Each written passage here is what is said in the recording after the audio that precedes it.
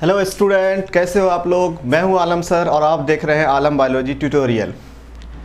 आज हम लोग एक न्यू चैप्टर को लेकर के आए हैं क्लास 12 का, और वो चैप्टर है बायोटेक्नोलॉजी। बायोटेक्नोलॉजी क्लास 12 का 11th चैप्टर है, ठीक है। और कहीं ना कहीं हम इसको आज पढ़ेंगे, ठीक है। ये जो चैप्टर है, ये चैप्टर है कहीं ना कहीं आपका एक कॉन्सेप्चुअल चैप्टर है, ठीक है। इस चैप्टर में ज़्यादा हम रटने की कोशिश ना करेंगे, ठीक है। ये चैप्टर क्या है, हमारा एक कॉन्सेप्चुअल चैप्टर है, ठीक है। तो कहीं ना कहीं इस चैप्टर को पढ़ने के लिए आपको थोड़ा सा अटेंशन रहना पड़ेगा, ठीक है। बहुत ज़्यादा आपको कंसंट्रेट रहना पड़ेगा, क्योंकि इसमें एक एक पॉइंट्स को, एक एक चीज़ को हमें क्या करना पड़ेगा, समझना पड़ेगा, आराम आराम से समझना पड़ेगा, ठीक है। चैप्टर छोटा सा है बट वेटेज अच्छा है। चाहे आप नीट की बात करो, चाहे आप किसकी बात करो, बोर्ड की बात करो, वेटेज इसका अच्छा है, ठीक है। चैप्टर दोनों छोटा है। इसमें 2 चैप्टर है बायोटेक्नोलॉजी में। एक चैप्टर, पहला चैप्टर जो है वो बायोटेक्नोलॉजी प्रिंसिपल एंड प्रोसेस, और दूसरा चैप्टर जो है उस चैप्टर को हम कहते हैं एप्लीकेशन ऑफ बायोटेक्नोलॉजी, ठीक है। तो हम बायोटेक्नोलॉजी में 2 चैप्टर को पढ़ते हैं। हम पहले पहला चैप्टर को डिस्कस करेंगे और वो है आपका प्रिंसिपल एंड प्रोसेस, ठीक है। तो सबसे पहले तो हम इंट्रोडक्शन देख लेते हैं कि बायोटेक्नोलॉजी होता है क्या है, ठीक है। और इसको हम आराम आराम से डिफरेंट लेक्चर में इसको कवर करेंगे, ठीक है। तो सबसे पहले हम आते हैं कि बायोटेक्नोलॉजी होता क्या है। बायोटेक्नोलॉजी होता क्या है, ठीक है। बायोटेक्नोलॉजी वर्ड जो आपका आया है वो 2 वर्ड के फ्यूजन से बना हुआ है। वो 2 वर्ड क्या है जिसके फ्यूजन से ये बना हुआ है। ये बायो वर्ड जो आया यहाँ पे वो बायोलॉजी से आया है, और टेक्नोलॉजी तो आप जान रहे हो कि दूसरा टेक्नोलॉजी वर्ड है। तो इन दोनों वर्ड के फ्यूजन से क्या बना है, आपका बायोटेक्नोलॉजी बना है, ठीक है। तो हम यहाँ पे बायो का क्या मीनिंग है, तो बायो का मीनिंग ऑब्वियसली हम जानते हैं कि कहीं ना कहीं ये लिविंग ऑर्गेनिज्म से वर्ड लिविंग ऑर्गेनिज्म होता है। इसका मीनिंग बायोस लिविंग ऑर्गेनिज्म, ठीक है।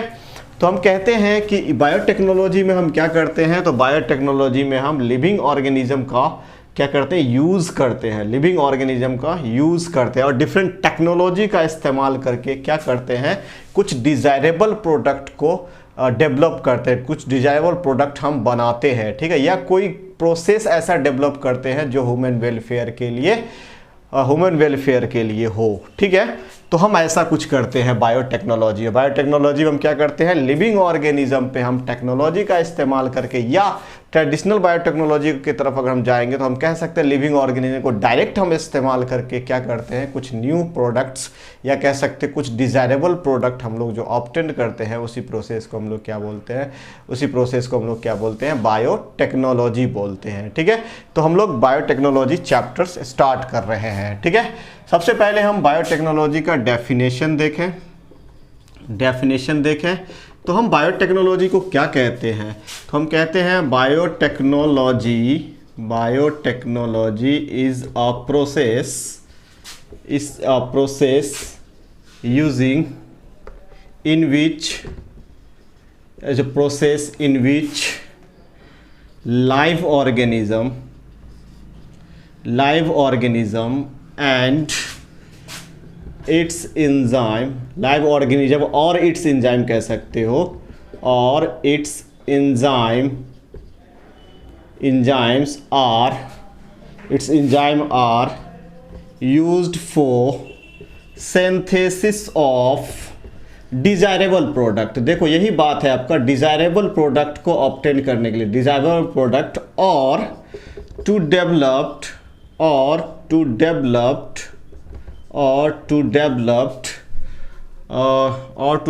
अ process which is developed process used for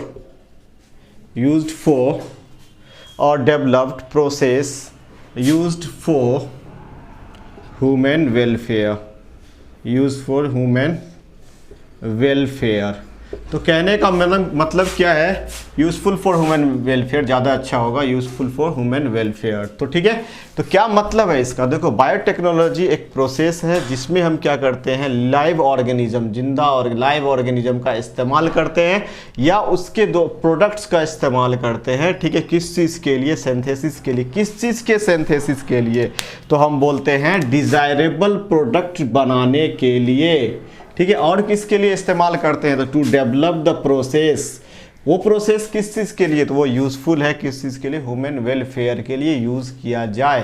तो ये डेवलपमेंट करने के लिए, किसी प्रोसेस को डेवलपमेंट करने के लिए या किसी डिजायरेबल प्रोडक्ट को बनाने के लिए जिस ऑर्गेनिज्म का यूज़ किया जाता है, कोई भी लाइव ऑर्गेनिज्म, कोई सेल हो सकता है, लिविंग ऑर्गेनिज्म का पार्ट्स हो सकता है, ठीक है। जिस चीज़ का भी हम यूज़ करते हैं लिविंग ऑर्गेनिज्म के पार्ट्स का या किसी पार्टिकुलर सेल का या कंप्लीट लिविंग ऑर्गेनिज्म का, किस चीज़ के लिए हम अपने डिजायरेबल प्रोडक्ट को बनाने के लिए या आपका किसको कोई प्रोसेस को डेवलप करने के लिए, उसी को हम क्या बोलते हैं, बायोटेक्नोलॉजी बोलते हैं। उसी को क्या बोलते हैं हम, बायोटेक्नोलॉजी बोलते हैं, ठीक है। तो ये आपका सिंपल डेफिनेशन है एक बायोटेक्नोलॉजी का, ठीक है। बायोटेक्नोलॉजी का एक दूसरा डेफिनेशन दिया गया था, और दूसरा डेफिनेशन किनके द्वारा दिया गया था, तो हम बोलते हैं एक दूसरा डेफिनेशन दिया गया था बायोटेक्नोलॉजी का, ठीक है। ये तो एक सिंपल डेफिनेशन दिया, मतलब सिंपल डेफिनेशन है। एक दूसरा डेफिनेशन दिया गया था, वो दिया गया था European federation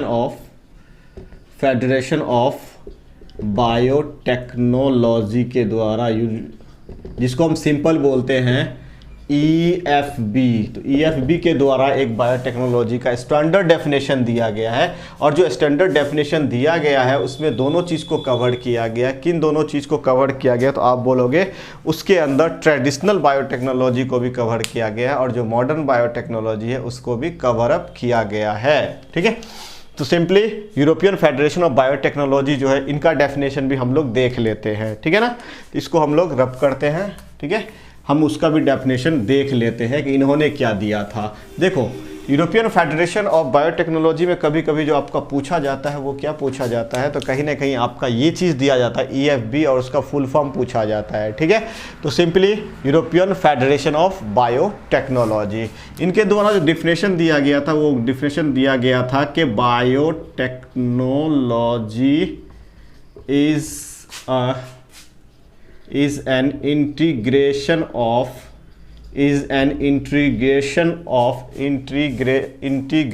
of natural science and organism cells, parts thereof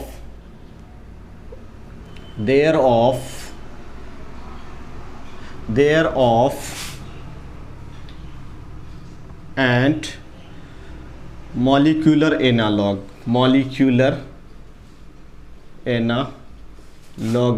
for product and services,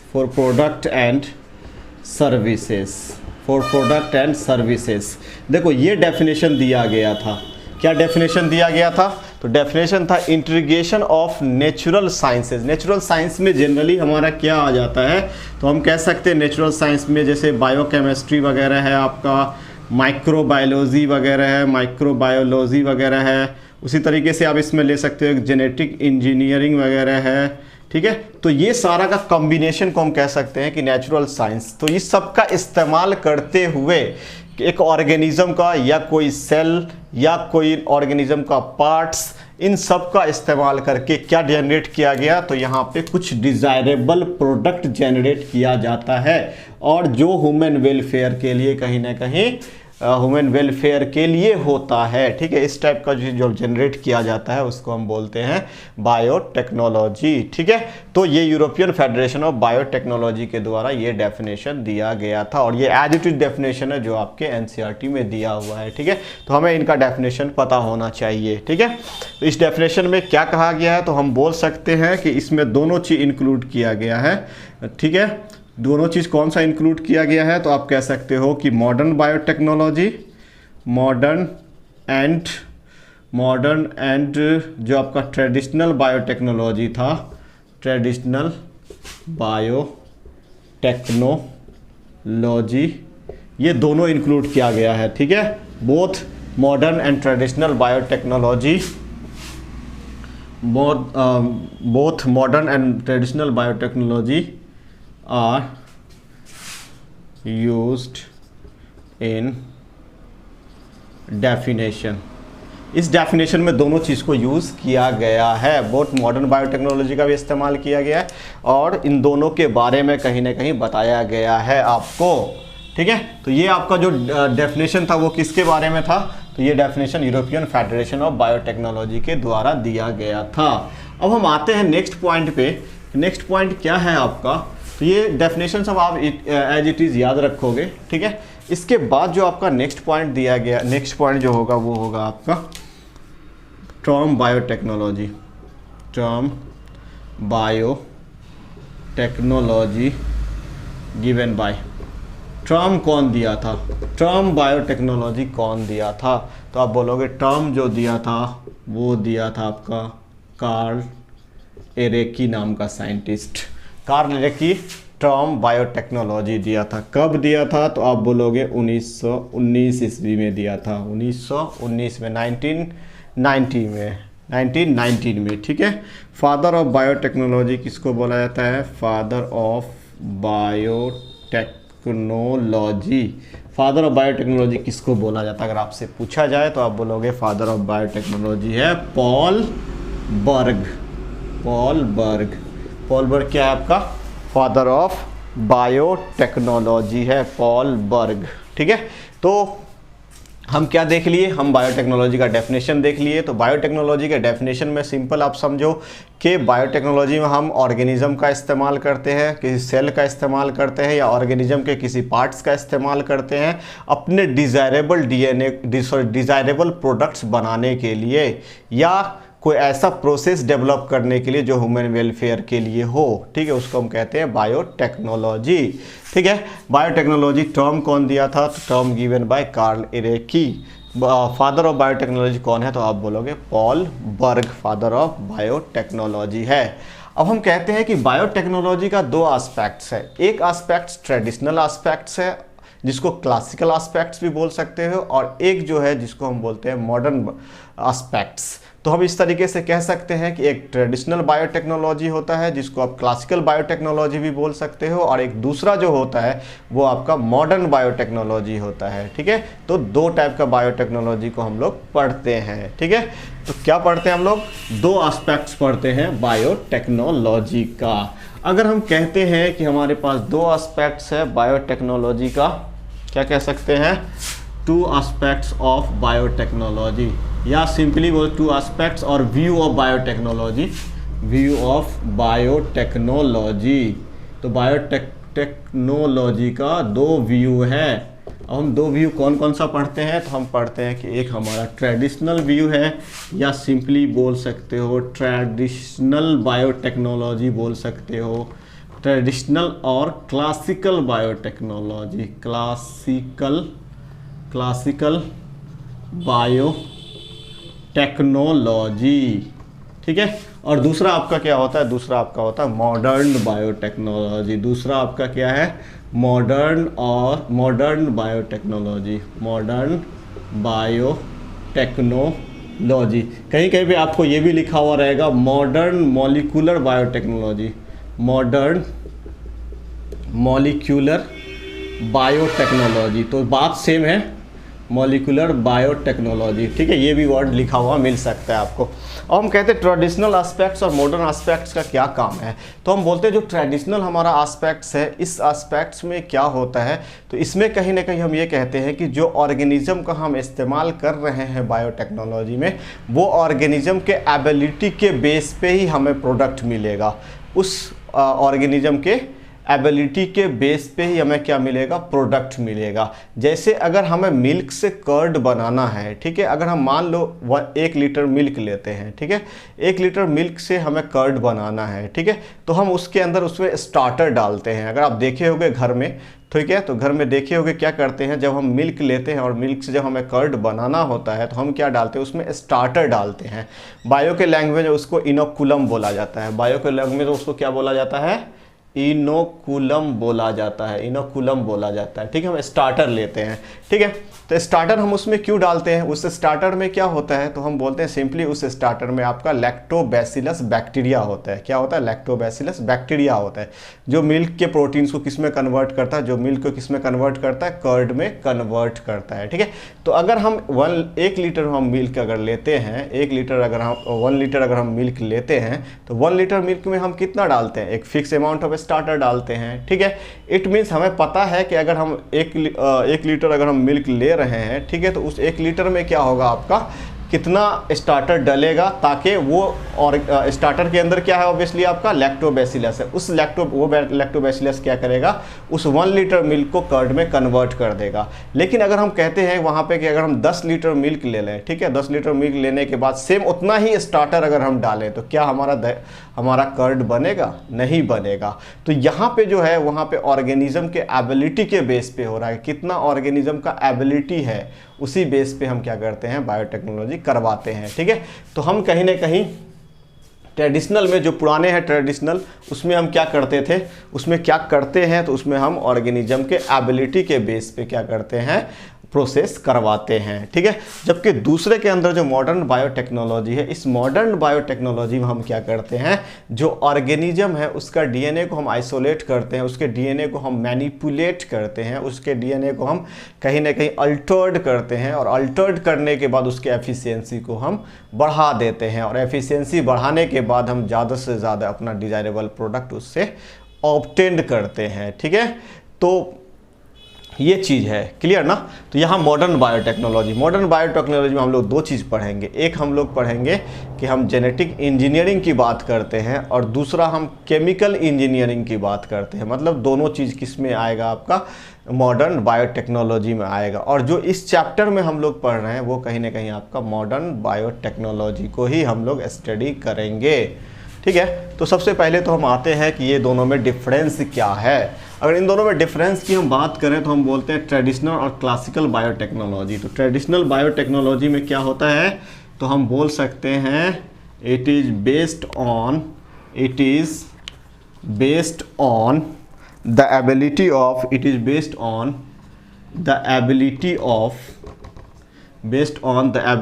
of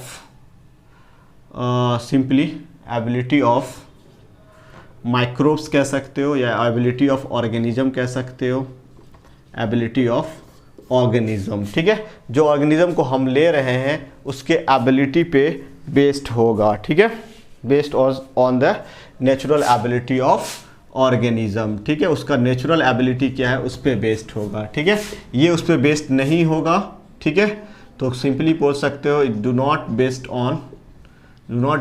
on या सिंपली कह सकते हो इट इज बेस्ड ऑन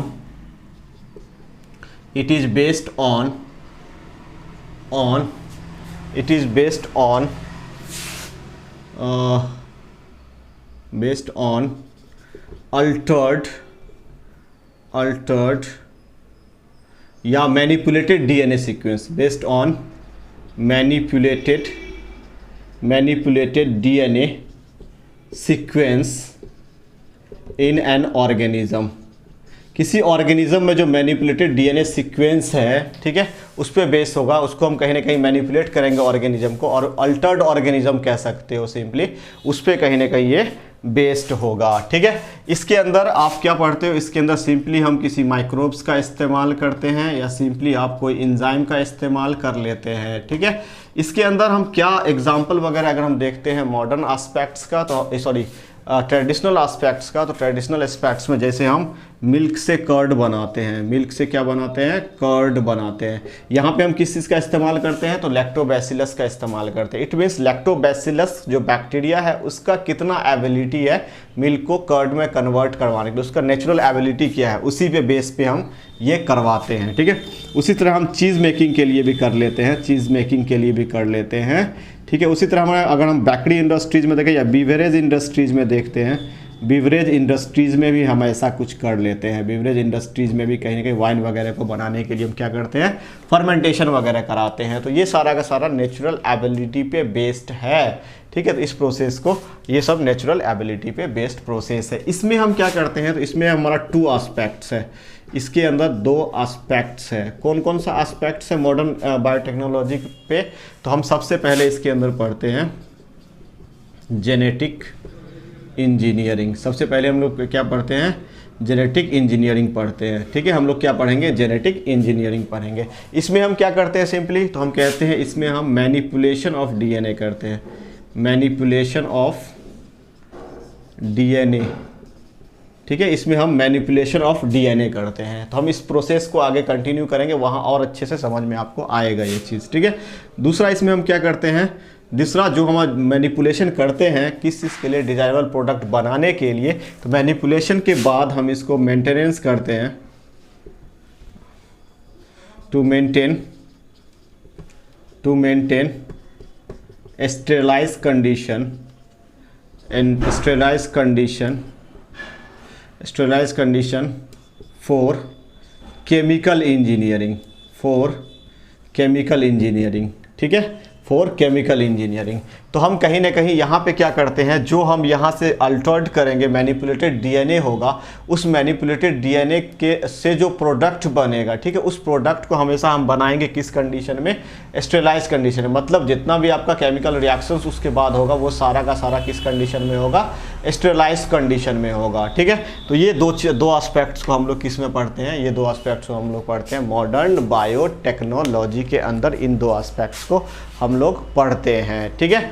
अब हम सबसे पहले आते हैं, हम इस चीज़ को नहीं पढ़ते ज़्यादा, इस चीज़ को नहीं पढ़ते, हम किस पे पढ़ते हैं, मॉडर्न बायोटेक्नोलॉजी पे फोकस्ड करते हैं और मॉडर्न बायोटेक्नोलॉजी को पढ़ेंगे। तो हम यहाँ पे अब कहते हैं manipulation of DNA, it means यहाँ पे हम पढ़ेंगे रिकॉम्बिनेंट डीएनए टेक्नोलॉजी के बारे में। रिकॉम्बिनेंट डीएनए टेक्नोलॉजी क्या है, रिकॉम्बिनेंट डीएनए टेक्नोलॉजी क्या है, ये हम लोग आगे फर्दर समझेंगे, ठीक है। मतलब डीएनए को अल्टर्ड करना, manipulation of DNA, cloning of DNA, simply ये सब प्रोसेस आपका किसके अंदर आएगा, जेनेटिक इंजीनियरिंग के अंदर आएगा। दूसरा उसको मेंटेन करना, तो मेंटेन हम स्टेरलाइज कंडीशन में कहाँ पे करते हैं, तो सिंपली हम बोल लेते हैं कि आगे हम लोग पढ़ेंगे फर्मेंटेशन, आगे हम लोग पढ़ेंगे बायोरिएक्टर के बारे में पढ़ेंगे, फर्मेंटर के बारे में पढ़ेंगे। ये एक ऐसा इंस्ट्रूमेंट है जिसके अंदर क्या होता है, स्टेरलाइज कंडीशन में जो हमें डिजायरेबल प्रोडक्ट चाहिए होता है उसको हम ऑब्टेन करते हैं स्टेरलाइज कंडीशन में, किससे, तो मैनिपुलेटेड डीएनए वाले ऑर्गेनिज्म से, ठीक है। तो हम लोग नेक्स्ट स्टार्ट करते हैं हम लोग रिकॉम्बिनेंट डीएनए टेक्नोलॉजी।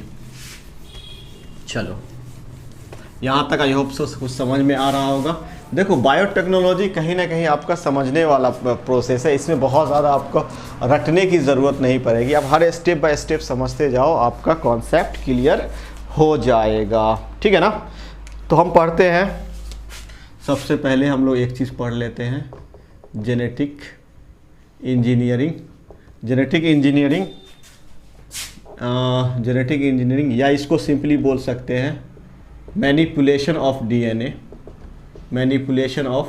डीएनए, या इसको सिंपली बोल लो रिकॉम्बिनेंट डीएनए टेक्नोलॉजी बोला जाता है इसको, ठीक है। रिकॉम्बिनेंट डीएनए टेक्नोलॉजी बोला जाता है, ठीक है। अब हम पहले कुछ एक्सपेरिमेंट एक थोड़ा सा देख लेते हैं, उसके बाद हम आगे बढ़ते हैं। तो हम एक एक्सपेरिमेंट को पहले देखते हैं, पहले हम समझते हैं कि ये है क्या, उसके बाद इसके बारे में हम लिखेंगे आगे। पहले समझ लेते हैं ये है क्या। तो हम यहाँ पे कहते हैं जेनेटिक इंजीनियरिंग, ठीक है, या हम कह सकते हैं मैनिपुलेशन ऑफ डीएनए, मतलब डीएनए के सीक्वेंस को हम अल्टर्ड कर रहे हैं। क्या कर रहे हैं, डीएनए के सीक्वेंस को हम अल्टर्ड करने की कोशिश कर रहे हैं, ठीक है। उसी को कहते हैं रिकॉम्बिनेंट डीएनए, मतलब जो डीएनए हम बनाएंगे वो डीएनए हमारा क्या होगा, रिकॉम्बिनेंट होगा, ठीक है, जिसमें आपका डिजायरेबल डीएनए भी होगा और जो ऑर्गेनिज्म है जिसके अंदर ग्रो कर रहा है उसका ओरिजिनल डीएनए भी होगा, ठीक है। तो हम कहीं ना कहीं यहाँ पे क्या बोल लेते हैं, हम आते हैं इस पॉइंट पे, तो सबसे पहले हम रिकॉम्बिनेंट डीएनए बनाते कैसे हैं, ठीक है, उस प्रोसेस पे। तो हम एक चीज़ पहले लिख लेते हैं, चलो, कि फर्स्ट रिकॉम्बिनेंट डीएनए जो बनाया गया था, first recombinant DNA formulated by या फाउंड बाय, ठीक है, DNA formulated by Cohen and Boyer in 1972 में, आई थिंक, ठीक है। ये कब किया गया था, तो आपका 1972 1972 में किया गया था। ठीक है, कौन सबसे पहले रिकॉम्बिनेंट डीएनए। देखो रिकॉम्बिनेंट डीएनए का मतलब क्या है कि अल्टर्ड डीएनए, जिसमें हमारा डिजायरेबल डीएनए भी होगा और जिसमें उसका ओरिजिनल डीएनए भी होगा, वो हम रिकॉम्बिनेंट कहलाएगा। ठीक है, अब देखो इस प्रोसेस को पहले हम समझते हैं, उसके बाद हम इसके बारे में कुछ लिखेंगे। ठीक है, देखो सबसे पहले कोहन एंड बोयर जो ये था, ये क्या किया कोहन एंड बोयर जो था ये क्या किया, ये सबसे पहले एक प्लाज्मिड लिया। और ये प्लाज्मिड किसका था, ये प्लाज्मिड लिया। प्लाज्मिड आप जानते हो, प्लाज्मिड क्या होता है, प्लाज्मिड के बारे में, प्लाज्मिड आपका कहीं ना कहीं हम सिंपली कह लेते हैं कि ये extra chromosomal circular DNA present होता है किसके अंदर, बैक्टीरिया के अंदर। एक्स्ट्रा क्रोमोसोमल मतलब बैक्टीरियल क्रोमोसोम के अलावा जो क्रोमोसोम होता है, extra chromosomal bacterial DNA present होता है किसके अंदर, बैक्टीरिया के अंदर, जिसके अंदर सेल्फ रेप्लिकेट करने का एबिलिटी होता है। ठीक है, तो extra chromosomal circular DNA which have ability to self replicate, that is called plasmid. ठीक है, दैट इज कॉल्ड प्लाज्मिड। ठीक है, तो हम यहाँ पे एक प्लाज्मिड ले लेते हैं। ठीक है, और प्लाज्मिड यहाँ पे हम किसका लेते हैं, ये किसका प्लाज्मिड लिए थे, सॉरी हम नहीं, जो भी आपका एक्सपेरिमेंट किए थे और रिकॉम्बिनेंट डीएनए को डेवलप किए थे कोहन एंड बोयर साहब ने।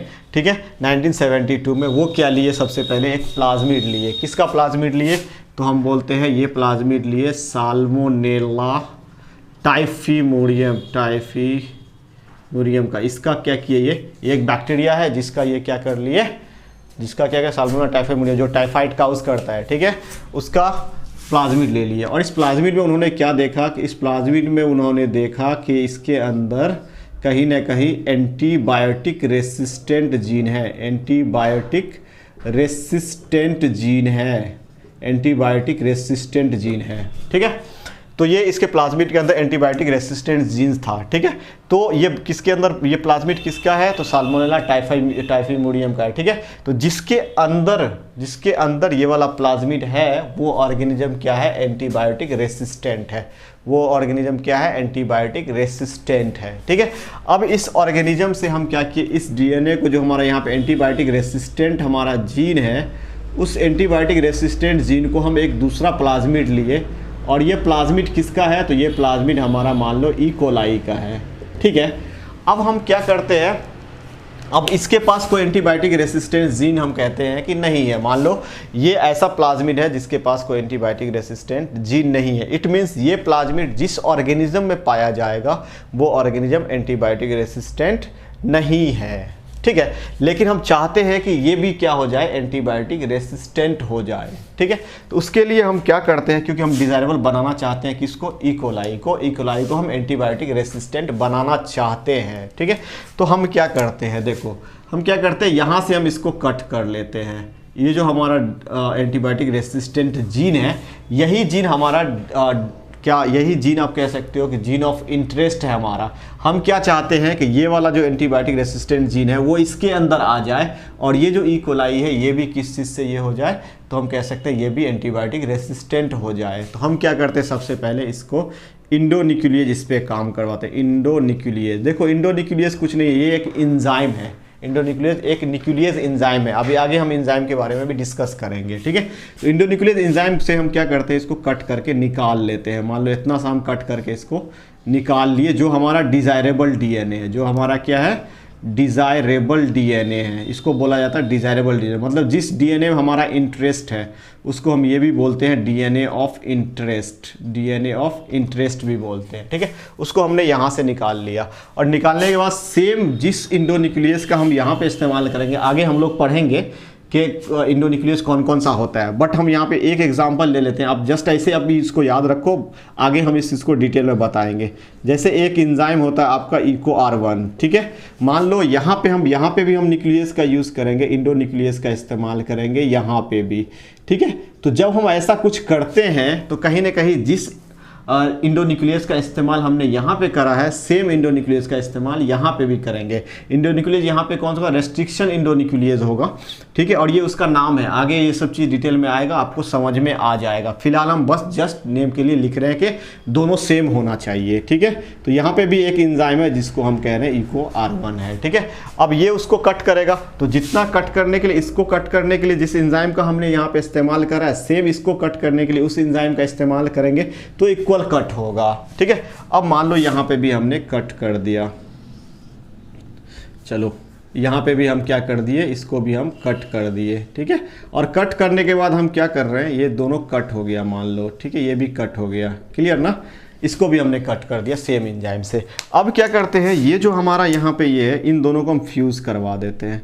जब इन दोनों को फ्यूज़ करवाएंगे तो क्या होगा, जब इन दोनों को हम फ्यूज़ करवाएंगे तो क्या होगा, फ्यूज़ करवाएंगे तो कुछ ऐसा हो जाएगा हमारा, जो हमारा ई कोलाई का हमारा प्लाज्मिड है, ये ई कोलाई का प्लाज्मिड है। और ई कोलाई का प्लाज्मिड किससे अटैच हो जाएगा, तो हम बोलेंगे ई कोलाई का प्लाज्मिड हमारा जो डिज़ायरेबल डीएनए था, हम डिफरेंट कलर ले लेते हैं, ये हमारा डिज़ायरेबल डीएनए से अटैच हो गया, ठीक है।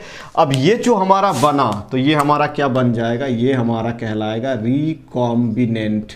ये क्या कहलाएगा, रिकॉम्बिनेंट। क्यों रिकॉम्बिनेंट कहलाएगा, क्यों रिकॉम्बिनेंट कहलाएगा, इसलिए कहलाएगा, कहीं ना कहीं हम कह सकते हैं रिकॉम्बिनेंट डीएनए कहलाएगा, प्लाज्मिड कहलाएगा। क्यों कहलाएगा, क्योंकि इसके पास क्या है, आपका क्या है, इसके पास अपना सीक्वेंस भी है और हमारा जो डीएनए ऑफ इंटरेस्ट है वो भी इसके अंदर है, ठीक है। देन हम इसको ट्रांसफ़र कर देते हैं किसके अंदर, किसी होस्ट के अंदर ट्रांसफ़र कर देते हैं।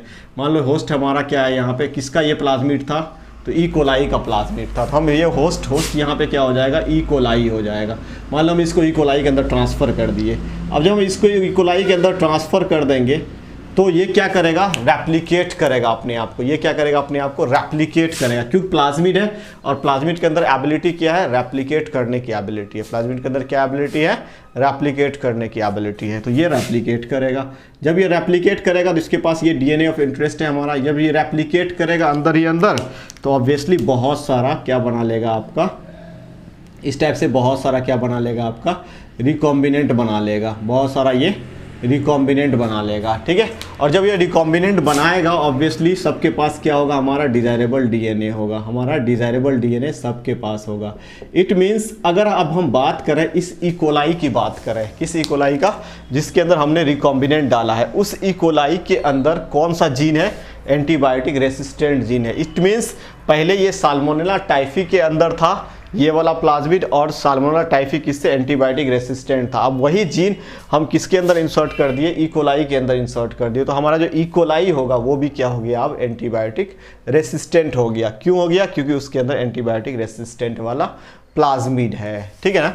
देन फाइनली आपका इसका प्रोजेनी बनेगा, प्रोजेनी बनेगा, मान लो 2 ई कोलाई बन गया, 1 ई कोलाई 2 ई कोलाई बन गया, और हर ई कोलाई के अंदर क्या होगा, आपका रिकॉम्बिनेंट वाला डीएनए होगा। क्या होगा, आपका रिकॉम्बिनेंट वाला डीएनए होगा, ठीक है। तो अब जितना भी ई कोलाई, वो ई कोलाई हमारा क्या हो जाएगा, क्या हो जाएगा, एंटीबायोटिक रेसिस्टेंट हो जाएगा, ठीक है। इस पूरे प्रोसेस को हम क्या बोलते हैं, इस पूरे प्रोसेस को ही हम बोलते हैं recombinant DNA technology, recombinant DNA technology. बात समझ में आ रही है। तो recombinant DNA technology, first recombinant DNA technology था वो कोहन एंड बोयर के द्वारा दिया गया था, और वो यही था एक्सपेरिमेंट जो आपको हम दिखा रहे हैं, ठीक है। क्या लिया गया था, तो साल्मोनेला टाइफीमुडियम लिया गया था, और उसका कौन सा जीन का यूज़ किया गया था, एंटीबायोटिक रेसिस्टेंट जीन का यूज़ किया गया था। वो कहाँ था, तो उसके प्लाज्मिड पे था। यहाँ से निकाल कर किसके अंदर इंसर्ट किया गया, तो प्लाज्मिड ऑफ ई कोलाई के अंदर इंसर्ट किया गया। देन हमारा क्या बन गया, रिकॉम्बिनेंट बन गया, उसको फिर होस्ट के अंदर ट्रांसफर कर दिया गया। तो यहाँ पे प्लाज्मिड जो है वो एक वेक्टर की तरह काम करेगा। प्लाज्मिड किसकी तरह काम करेगा, वेक्टर की तरह काम करेगा। देन इसको होस्ट के अंदर ट्रांसफर कर दिया गया, फिर होस्ट के अंदर वो क्या बोलते हैं उसको, प्लाज्मिड का एबिलिटी क्या होता है, रेप्लिकेट करने का, तो वो रेप्लिकेट किया होस्ट के अंदर रेप्लिकेट किया। फिर होस्ट जब डिवाइड करता है तो वही रिकॉम्बिनेंट डीएनए किसके अंदर जाता है, प्रोजेनी के अंदर जाता है, और इसका जितना भी प्रोजेनी अब बनेगा वो क्या बनेगा, एंटीबायोटिक रेसिस्टेंट प्रोजेनी बनेगा। ठीक है, तो हम कहते हैं एक ऑर्गेनिज्म से हमने जीन निकाला, दूसरे ऑर्गेनिज्म के अंदर इंट्रोड्यूस किया और दूसरे ऑर्गेनिज्म को हम एंटीबायोटिक रेसिस्टेंट बना दिए। ठीक है, तो इस टाइप का जो आपका इस टाइप का जो प्रोसेस होता है उसी प्रोसेस को हम बोलते हैं रिकॉम्बिनेंट डीएनए टेक्नोलॉजी, या उसी यहीं पे हम क्या कर दिए, इसके डीएनए को अल्टर्ड कर दिए, तो इसलिए हम बोल सकते हैं जेनेटिक इंजीनियरिंग या मैनिपुलेशन ऑफ डीएनए। ठीक है, मैनिपुलेशन ऑफ डीएनए, या इसको हम जीन क्लोनिंग भी बोलते हैं। क्या बोलते हैं? जीन क्लोनिंग भी बोलते हैं। क्लियर? तो ये एक प्रोसेस है। ठीक है, क्लियर ना? इस प्रोसेस के बारे में आप लोग खुद से भी लिख सकते हो कि हम क्या करते हैं। यहाँ पे एक का डीएनए निकालते हैं, दूसरे के अंदर इंसर्ट करते हैं और दूसरे के अंदर इंसर्ट करने के बाद कहीं ना कहीं हम इस चीज़ का प्रोडक्ट ऑब्टेन करते हैं। ठीक है, अब नेक्स्ट हम क्या लिख सकते हैं, इसमें क्या हो रहा है। देखो इसमें क्या हो रहा है, इसमें 3 स्टेप्स होता है। रिकॉम्बिनेंट डीएनए टेक्नोलॉजी का अगर हम बात करते हैं 3 स्टेप्स होता है। 3 स्टेप को ध्यान से देखो क्या होगा। सबसे पहले ये वाला ऑर्गेनिज्म है, इससे हम क्या करेंगे, डीएनए को आइसोलेट करेंगे और डीएनए के साथ साथ हम अपना डिजायरेबल डीएनए को भी आइसोलेट करेंगे। जो ऑर्गेनिज्म है उससे हम क्या करेंगे, तो उससे हम कहीं ना कहीं डिजायरेबल डीएनए को आइसोलेट्स करेंगे। दूसरा उस डिजायरेबल डीएनए को हम किसके अंदर प्लेस्ड कर रहे हैं, होस्ट के अंदर प्लेस्ड कर रहे हैं। क्या किसके अंदर होस्ट प्लेस कर रहे हैं, होस्ट के अंदर। तीसरा कि इस होस्ट को हम मेंटेन करेंगे और उससे हमें क्या मिलेगा, प्रोजेनी मिलेगा, और जितना भी प्रोजेनी मिलेगा वो क्या होगा आपका, उससे एंटीबायोटिक से रेसिस्ट होगा। ठीक है, तो रिकॉम्बिनेंट डीएनए टेक्नोलॉजी में हम 3 स्टेप्स को फॉलो करते हैं। वो स्टेप्स हम लिख दे रहे हैं, 3 स्टेप को हम लोग फॉलो करते हैं। ठीक है, तो इसको आप स्क्रीनशॉट ले सकते हो अगर चाहो तो। क्लियर? नेक्स्ट हम आते हैं, देखो इसमें बस समझने का ज़्यादा आप इसमें ये होने की ज़रूरत नहीं है, इसमें पैनिक होने की ज़रूरत नहीं है। ठीक है, हम स्टेप बाय स्टेप कहीं ना कहीं इस प्रोसेस को लेकर के चलेंगे। धीरे धीरे आपको सारा चीज़ समझ में आएगा। ठीक है, आप मेरे साथ जुड़े रहें, आपको सारा चीज़ एक एक पॉइंट समझ में आएगा बायोटेक्नोलॉजी का। ठीक है, क्लियर? नेक्स्ट आए, नेक्स्ट हम लोग आते हैं कहीं ना कहीं स्टेप्स ऑफ बायोटेक्नोलॉजी। तो हम कहते हैं कि 3 स्टेप होता है बायोटेक्नोलॉजी में। सिंपली हम क्या कहते हैं, there are 3 basic steps in recombinant biotechnology,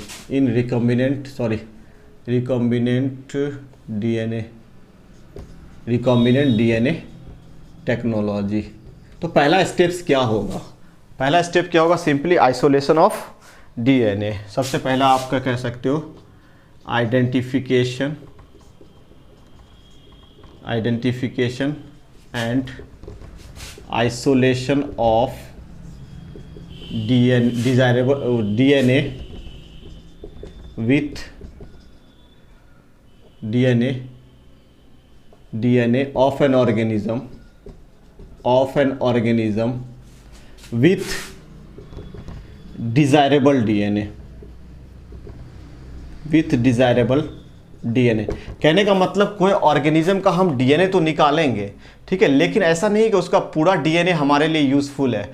उस डीएनए के अंदर भी जो डिजायरेबल डीएनए होगा उसको हम लोग फाइंड आउट करेंगे। किसको फाइंड आउट करेंगे, डिजायरेबल डीएनए को। जितना हमको काम है डिजायरेबल डीएनए को फाइंड आउट करेंगे। ठीक है, दूसरा क्या होता है, ट्रांसफर ऑफ डिजायरेबल डीएनए। हम उसके बाद कहीं ना कहीं कट करके निकाल लेते हैं, वो सारा प्रोसेस हम धीरे धीरे पढ़ेंगे। इसमें भी बहुत सारे स्टेप्स है, इसमें भी बहुत सारे स्टेप्स हैं, उसको हम कहीं ना कहीं पढ़ेंगे। ठीक है, तो transfer of desirable DNA into host cell.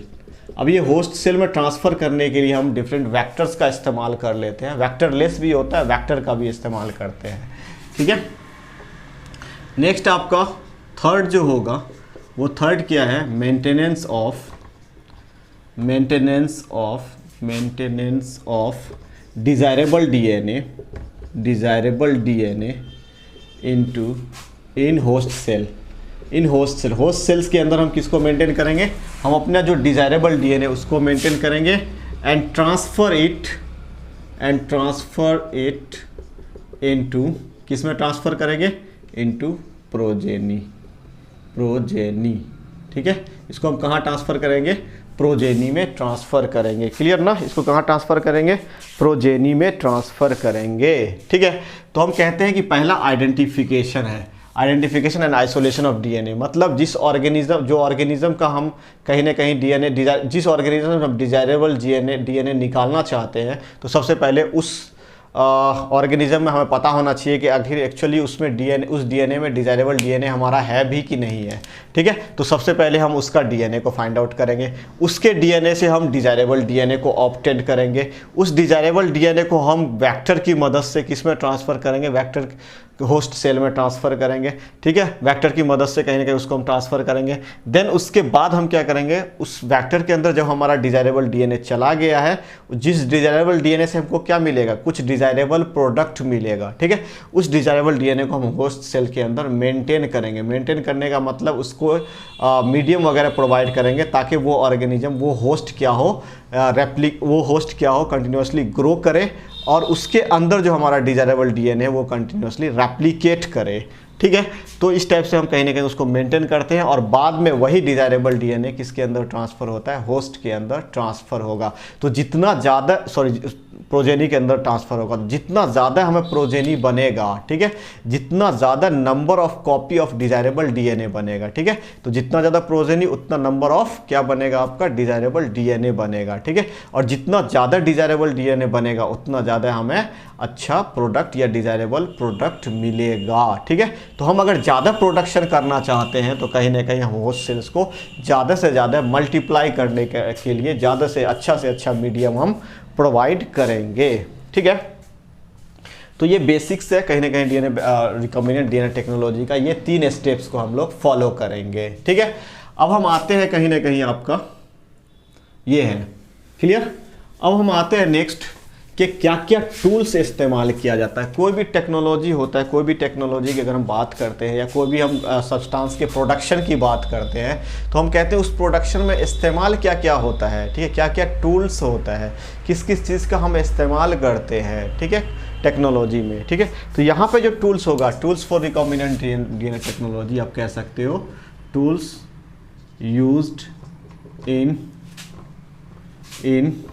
Recombinant DNA technology. हम सिंपली आरडीटी लिखते हैं, recombinant DNA RDT, recombinant DNA technology, हम सिंपली इसको आरडीटी लिखते हैं, रिकॉम्बिनेंट डीएनए टेक्नोलॉजी।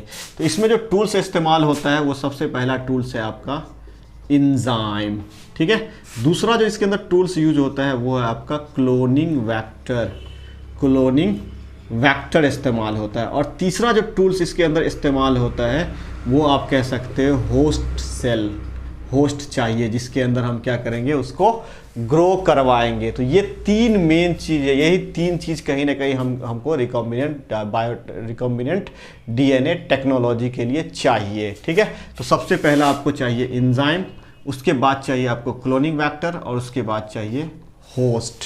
ठीक है, इसी 3 प्रोसेस को हम लोग डिटेल में पढ़ेंगे किसके अंदर, tools of recombinant DNA technology के अंदर। ठीक है, तो सबसे पहला हम स्टार्ट करते हैं इसमें किसको, इंजाइम को। इसमें सबसे पहले हम किसको इस्तेमाल करेंगे, सबसे पहले हम इसको यूज़ करते हैं स्टार्ट करते हैं इंजाइम को।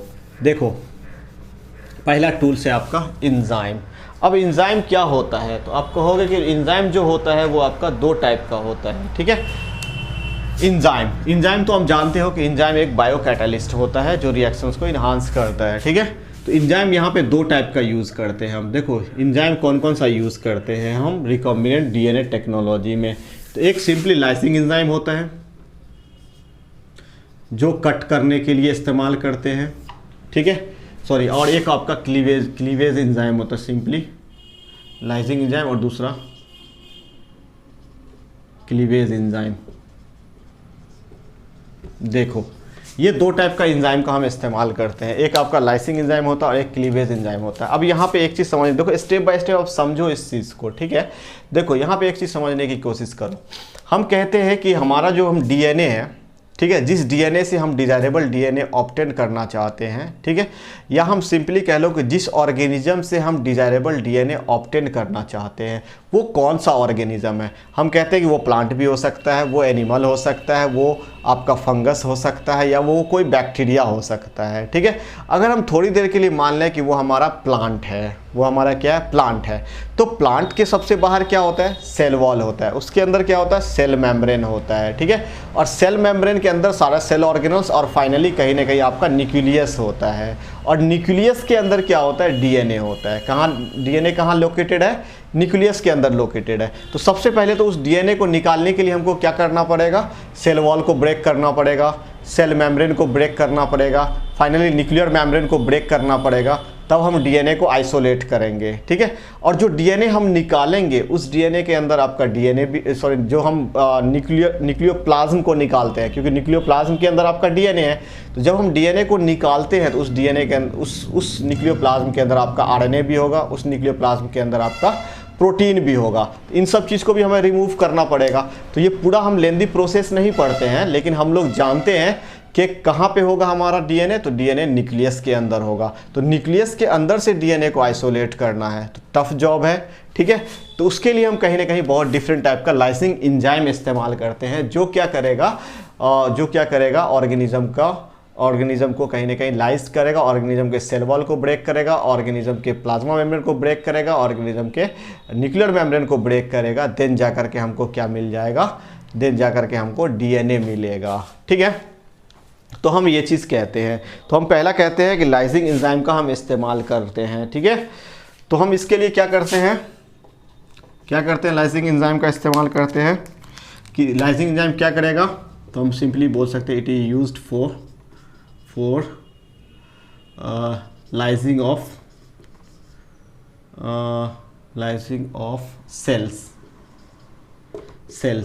ठीक है, कौन सा सेल्स, जिस सेल से हम निकालना चाहते हैं, क्या निकालना चाहते हैं, डीएनए निकालना चाहते हैं। वो कोई भी सेल हो सकता है, मे बी वो बैक्टीरियल सेल हो सकता है, मे बी वो आपका प्लांट सेल हो सकता है जिससे हम अपना डिजायरेबल डीएनए निकालना चाहते हैं, मे बी वो आपका एनिमल सेल हो सकता है, मे बी आपका कोई बैक्टीरिया तो हो गया, मे बी कोई फंगस हो सकता है, फंजाई हो सकता है। ठीक है, तो कहने का मीनिंग ये कि कोई भी सेल है, उस सेल से हमें क्या निकालना है, उस सेल से हमें निकालना होगा किस चीज़ को, सबसे पहले डीएनए को निकालना होगा। कौन सा डीएनए को, जो हमारा डीएनए ऑफ इंटरेस्ट है। ठीक है, तो हम अगर बैक्टीरिया सेल को अगर हम ब्रेक करना चाहें तो बैक्टीरियल सेल को हम किससे ब्रेक करते हैं, तो यहाँ पे एंजाइम यूज़ होता है जो उसको बोलते हैं लाइसोजाइम। तो ये लाइसोजाइम एक टाइप का लाइसिंग एंजाइम है जो क्या करेगा, बैक्टीरियल सेल वॉल को डाइजेस्ट करेगा, और बैक्टीरियल सेल वॉल जब डाइजेस्ट हो जाएगा तो बैक्टीरिया के प्लाज्मा मेम्ब्रेन बैक्टीरिया का जो साइटोप्लाज्म होता है ऑब्वियसली उसके अंदर ही कहीं ना कहीं न्यूक्लियोइड के फॉर्म में वहीं पे आपका डीएनए पाया जाता है। ठीक है, तो वहाँ से हम डीएनए को फाइंड आउट कर लेंगे।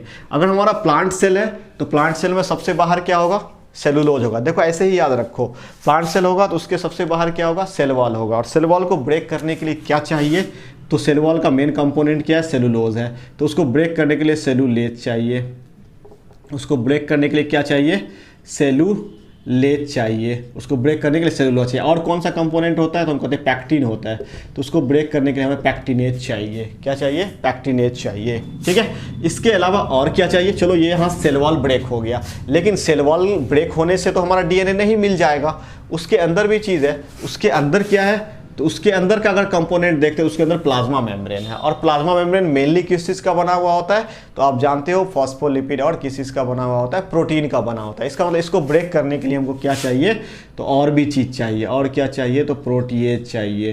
ठीक है, या प्रोटियोलाइटिक एंजाइम सीधा बोल सकते हो, प्रोटियोलाइटिक एंजाइम चाहिए, प्रोटियोलाइटिक एंजाइम चाहिए जो क्या करेगा, प्रोटीन को ब्रेक करेगा। और उसी तरीके से हमको और क्या चाहिए, तो हमको और लाइपेज चाहिए। ठीक है, देखो इसको इस तरह समझो, बहुत मतलब याद करने की ज़रूरत नहीं है, रटने की ज़रूरत नहीं है। ठीक है, इसको बस कंपोनेंट से समझो। अगर हम कहते हैं यहाँ प्लांट सेल, तो प्लांट सेल का सेल वॉल आपको पता है कि सबसे बाहर पहले सेल वॉल होगा, तो सेल वॉल को हम सेलुलेज से डाइजेस्ट कर देंगे। और सेल वॉल के अंदर दूसरा जो कंपोनेंट, सेल वॉल के अंदर जो दूसरा कंपोनेंट होता है वो पैक्टिनेज ज़्यादा क्वान्टिटी में होता है। तो कहीं ना कहीं हम प्लांट सेल में सेलुलेज और पैक्टिनेज की मदद से हम क्या कर लेंगे, बाहर का चीज़ को रिमूव कर देंगे, सेल वॉल को रिमूव कर देंगे। अब जब सेल वॉल रिमूव हो गया देन हमारा उसके अंदर क्या है, प्लाज्मा मेम्ब्रेन है। और प्लाज्मा मेम्ब्रेन का मेन कंपोनेंट क्या है आपका, प्रोटीन एंड लाइपेज होता है, सॉरी फॉस्फोलिपिड होता है। और फॉस्फोलिपिड क्या एक टाइप का लिपिड है, ठीक है। तो हम प्रोटीन को डाइजेस्ट करने के लिए यहाँ पे प्रोटियोलाइटिक एंजाइम इस्तेमाल कर लेंगे, और उसके अंदर जो फॉस्फोलिपिड्स है उसको डाइजेस्ट करने के लिए हम लाइपेज का इस्तेमाल कर लेंगे। तो प्लांट सेल के अंदर इस टाइप से हमारा डाइजेस्ट हो जाएगा। अब आप बोलोगे सर तो प्लाज्मा मेम्ब्रेन डाइजेस्ट हो गया, सेल वॉल डाइजेस्ट हो गया, लेकिन अभी भी न्यूक्लियर मेम्ब्रेन तो है, क्योंकि न्यूक्लियर मेम्ब्रेन के अंदर आपका डीएनए, तो न्यूक्लियर मेम्ब्रेन वो भी मेम्ब्रेन है, तो उसका नेचर भी क्या होगा, उसके अंदर प्रोटीन और लिपिड, फॉस्फोलिपिड होगा। तो उसको भी ब्रेक करने के लिए हमारा प्रोटियोलाइटिक एंजाइम और लाइपेज इनफ है, ठीक है। और देन हम कहीं ना कहीं डीएनए तक पहुंच सकते हैं, जो कहाँ पे है, न्यूक्लियस के अंदर है। सेम एनिमल सेल है, तो एनिमल सेल में तो सेल वॉल नहीं होता है, तो इन दोनों की हमें ज़रूरत नहीं है। लेकिन हमें मेम्ब्रेन को तो ब्रेक करना है, तो मेम्ब्रेन को ब्रेक करने के लिए यहाँ पे भी आपका क्या चाहिए, प्रोटियोलाइटिक एंजाइम चाहिए, प्रोटीन डाइजेस्टिव एंजाइम, इसको प्रोटीएज भी बोलते हैं, ठीक है। और क्या चाहिए हमें, तो लाइपेज चाहिए, लाइपेज चाहिए, क्लियर ना। अब हम फंजाई की बात करते हैं, तो फंजाई में भी सेल वॉल होता है और वो काइटिन का बना होता है, तो हमें क्या चाहिए, काइटिनेज चाहिए उसको ब्रेक करने के लिए। इसके अलावा उसके अंदर प्लाज्मा मेम्ब्रेन होगा, तो उसके लिए हमको क्या चाहिए, प्रोटियोलाइटिक एंजाइम चाहिए, प्रोटियोलाइटिक एंजाइम चाहिए। और क्या चाहिए हमें, तो लाइपेज चाहिए, ठीक है। तो ये सारा एंजाइम वो एंजाइम है जो किसी सेल को हम ब्रेक करेंगे, जिस सेल से हमें डीएनए को निकालना है, जिस सेल से हमें डीएनए को निकालना है, उस सेल को ब्रेक करने के लिए हम किस चीज़ का इस्तेमाल करते हैं, ये सारा चीज़ का इस्तेमाल कर लेते हैं। अगर बैक्टीरियल सेल है तो हम लाइसोजाइम का इस्तेमाल कर लेंगे, उसके सेल वॉल को ब्रेक कर देगा। प्लांट सेल है तो हम cellulase, pectinase, proteolytic enzyme and lipase का इस्तेमाल कर लेंगे। इस टाइप से एनिमल सेल है तो इसका इस्तेमाल कर लेंगे। फंगस सेल है तो आपका मेनली काइटिनेज का इस्तेमाल करेंगे, और उसके मेम्ब्रेन को ब्रेक करने के लिए किसका इस्तेमाल करेंगे, प्रोटियोलाइटिक एंजाइम एंड लाइपेज का इस्तेमाल कर लेंगे, ठीक है। तो ये चीज़ आपका ये सब लाइजिंग एंजाइम है, किसको ब्रेक करेगा, तो उस सेल को ब्रेक करेगा जहां से हम डीएनए ऑफ इंटरेस्ट निकालना चाहते हैं, ठीक है। दूसरा आपका क्लीवेज वाला एंजाइम है, ये क्या करता है, तो ये एंजाइम आपका 3 टाइप का होता है, ठीक है। एक एंजाइम होता है, इसको बोलते हैं हम एक्सोन्यूक्लियेज, एक्सोन्यूक्लियेज। एक होता है जिसको हम सिंपली बोलते हैं इंडोन्यूक्लियेज, ठीक है। और एक तीसरा होता है जिसको हम बोलते हैं रेस्ट्रिक्शन इंडोन्यूक्लियेज, तीसरा होता है जिसको बोलते हैं रेस्ट्रिक्शन इंडोन्यूक्लियेज। तीनों में थोड़ा डिफरेंस है, ठीक है। देखो ये क्लीवेज एंजाइम का नेचर क्या होगा, तो ये एक न्यूक्लियेज टाइप ऑफ एंजाइम है, न्यूक्लियस क्लास में आएगा। किस क्लास में आएगा, ये न्यूक्लियेज में आएगा। न्यूक्लियस जानते हो, मतलब जो कहीं ना कहीं आपका न्यूक्लिक एसिड को ब्रेक करता है, ठीक है। किसको ब्रेक करेगा, न्यूक्लिक एसिड को ब्रेक करने वाला जो एंजाइम होता है उसको हम न्यूक्लियेज एंजाइम बोलते हैं, ठीक है। तो ये यहाँ पे किसको कट करेगा, ये सब भी किसको कट करेगा, तो न्यूक्लिक एसिड मतलब डीएनए को कट करने के लिए इस्तेमाल किया जाता है ये सब एंजाइम, ठीक है। हम एक एक करके अभी थोड़ा सा देखते हैं, एक्सोन्यूक्लियस क्या है, इंडोन्यूक्लियस क्या है एंड रेस्ट्रिक्शन इंडोन्यूक्लियस क्या है, ठीक है। इस साइड्स का हम इरेज कर सकते हैं अगर आप स्क्रीनशॉट ले लो तो। क्लियर, क्लियर ना, ठीक है। तो हम अब एक एक करके देखते हैं, पहले एक्सोन्यूक्लियस को देखते हैं, देन इंडोन्यूक्लियस को देखेंगे, देन हम रेस्ट्रिक्शन इंडोन्यूक्लियस को देखेंगे, ठीक है। देखो यहाँ पे है आपका, सबसे पहले यहाँ पे है आपका एक्सोन्यूक्लियस। एक्सोन्यूक्लियस कुछ नहीं है, जैसा इसका नाम रिप्रेजेंट कर रहा है, एक्सो, एक्सो का मतलब बाहर। तो कोई भी स्ट्रैंड है, मान लो ये स्ट्रैंड है आपका, ठीक है। ये स्ट्रैंड कहीं ना कहीं आप बोल सकते हो कि यहाँ पे कुछ 5 प्राइम से 3 प्राइम डीएनए स्ट्रैंड है, ये 5 प्राइम से 3 प्राइम डीएनए स्ट्रैंड है। यहाँ पे कुछ है, मान लो AGCTA कुछ ऐसा स्ट्रैंड है, इधर मान लो T है, CGAT कुछ ऐसा स्ट्रैंड है आपके पास, ठीक है। तो एक्सटर्नल बाहर वाले पोजीशन से, जो टर्मिनल पोजीशन से जो कट करेगा उसको हम क्या बोलेंगे, एक्सोन्यूक्लियस, ठीक है। तो exonuclease enzyme always act at terminal points, at terminal points, ठीक है। ये टर्मिनल पॉइंट्स पे काम करेगा और वहाँ से रिमूव करेगा, उसको हम बोले एक्सोन्यूक्लियस। जैसे मान लो यहाँ से रिमूव कर दिया किसी चीज़ को, ठीक है। तो एक डीएनए को जो टर्मिनल पोजीशन से कट करके रिमूव करता है, कोई भी टर्मिनल पोजीशन से, उसको हम सिंपली बोलते हैं एक्सोन्यूक्लियस है, ठीक है। और ये आपका ऑब्वियसली किसको ब्रेक करेगा, फॉस्फोडाइस्टर बॉन्ड को ब्रेक करेगा, ठीक है। दूसरा हम आते हैं इंडोन्यूक्लियस। इंडोन्यूक्लियस कहते हैं कि हम अंदर से कट करता है। इंडोन्यूक्लियस जब भी कट करेगा, इंडोन्यूक्लियस, बस इन सब का फंक्शन जानो, आप पढ़ोगे तो पता चल जाएगा। इंडोन्यूक्लियस किसको कट करेगा? तो अगर हमारा ये डीएनए सीक्वेंस है, मान लो 5 प्राइम से 3 प्राइम है और ये 5 प्राइम से 3 प्राइम है, ठीक है। इसमें आपका मान लो यहाँ पे कुछ है AGC कुछ ऐसा है, ठीक है। हम कहते हैं कि TCGATCC कुछ ऐसा सीक्वेंस है। तो ये सीक्वेंस में क्या होगा, हम कहते हैं कि जो इंडोन्यूक्लियस होगा वो अंदर से कहीं से भी कट करेगा। मान लो यहाँ से कट कर दिया, ठीक है। तो ये सिंगल स्ट्रैंड को भी कट कर सकता है और दोनों स्ट्रैंड को भी कट कर सकता है, बोथ स्ट्रैंड को भी कट कर सकता है, सिंगल स्ट्रैंड को भी कट कर सकता है, ठीक है। तो इस टाइप के इसको हम क्या बोलते हैं? इंडोन्यूक्लियस बोलते हैं। क्या बोलते हैं हम? इंडोन्यूक्लियस बोलते हैं, ठीक है। तो इंडोन्यूक्लियस मतलब जो बीच में कहीं से कट किया, टर्मिनल पॉइंट नहीं, बीच में कहीं से भी कट करता है, तो उसको हम बोलते हैं इंडोन्यूक्लियस। अंदर से जो कट करेगा उसको बोलेंगे हम इंडोन्यूक्लियस बोलेंगे, ठीक है। लेकिन इन दोनों के लिए कोई एक फिक्स सीक्वेंस नहीं है कि किस सीक्वेंस से वो कट करेगा, ठीक है। कहीं से भी कट कर सकता है, लेकिन इतना है कि एक्सोन्यूक्लियस क्या करेगा? टर्मिनल पॉइंट से कट करेगा, और जो आपका इंडोन्यूक्लियस है वो कहीं से भी बीच से कट कर सकता है, ठीक है। That is called endonuclease. अब देखो तीसरा जो हम पढ़ते हैं वो भी है आपका रेस्ट्रिक्शन इंडोन्यूक्लियस। तो ये भी इंडोन्यूक्लियस का भी फंक्शन क्या है? ये भी इंडोन्यूक्लियस है, लेकिन इसमें एक वर्ड लगा हुआ आपका रेस्ट्रिक्शन इंडोन्यूक्लियस। मतलब ये जो इंडोन्यूक्लियस होगा, ये इंडोन्यूक्लियस कैसे काम करेगा? तो हम सिंपली बोलेंगे it only act on palindromic sequence। अब बोलोगे सर ये पैलिंड्रोमिक सीक्वेंस क्या होता है?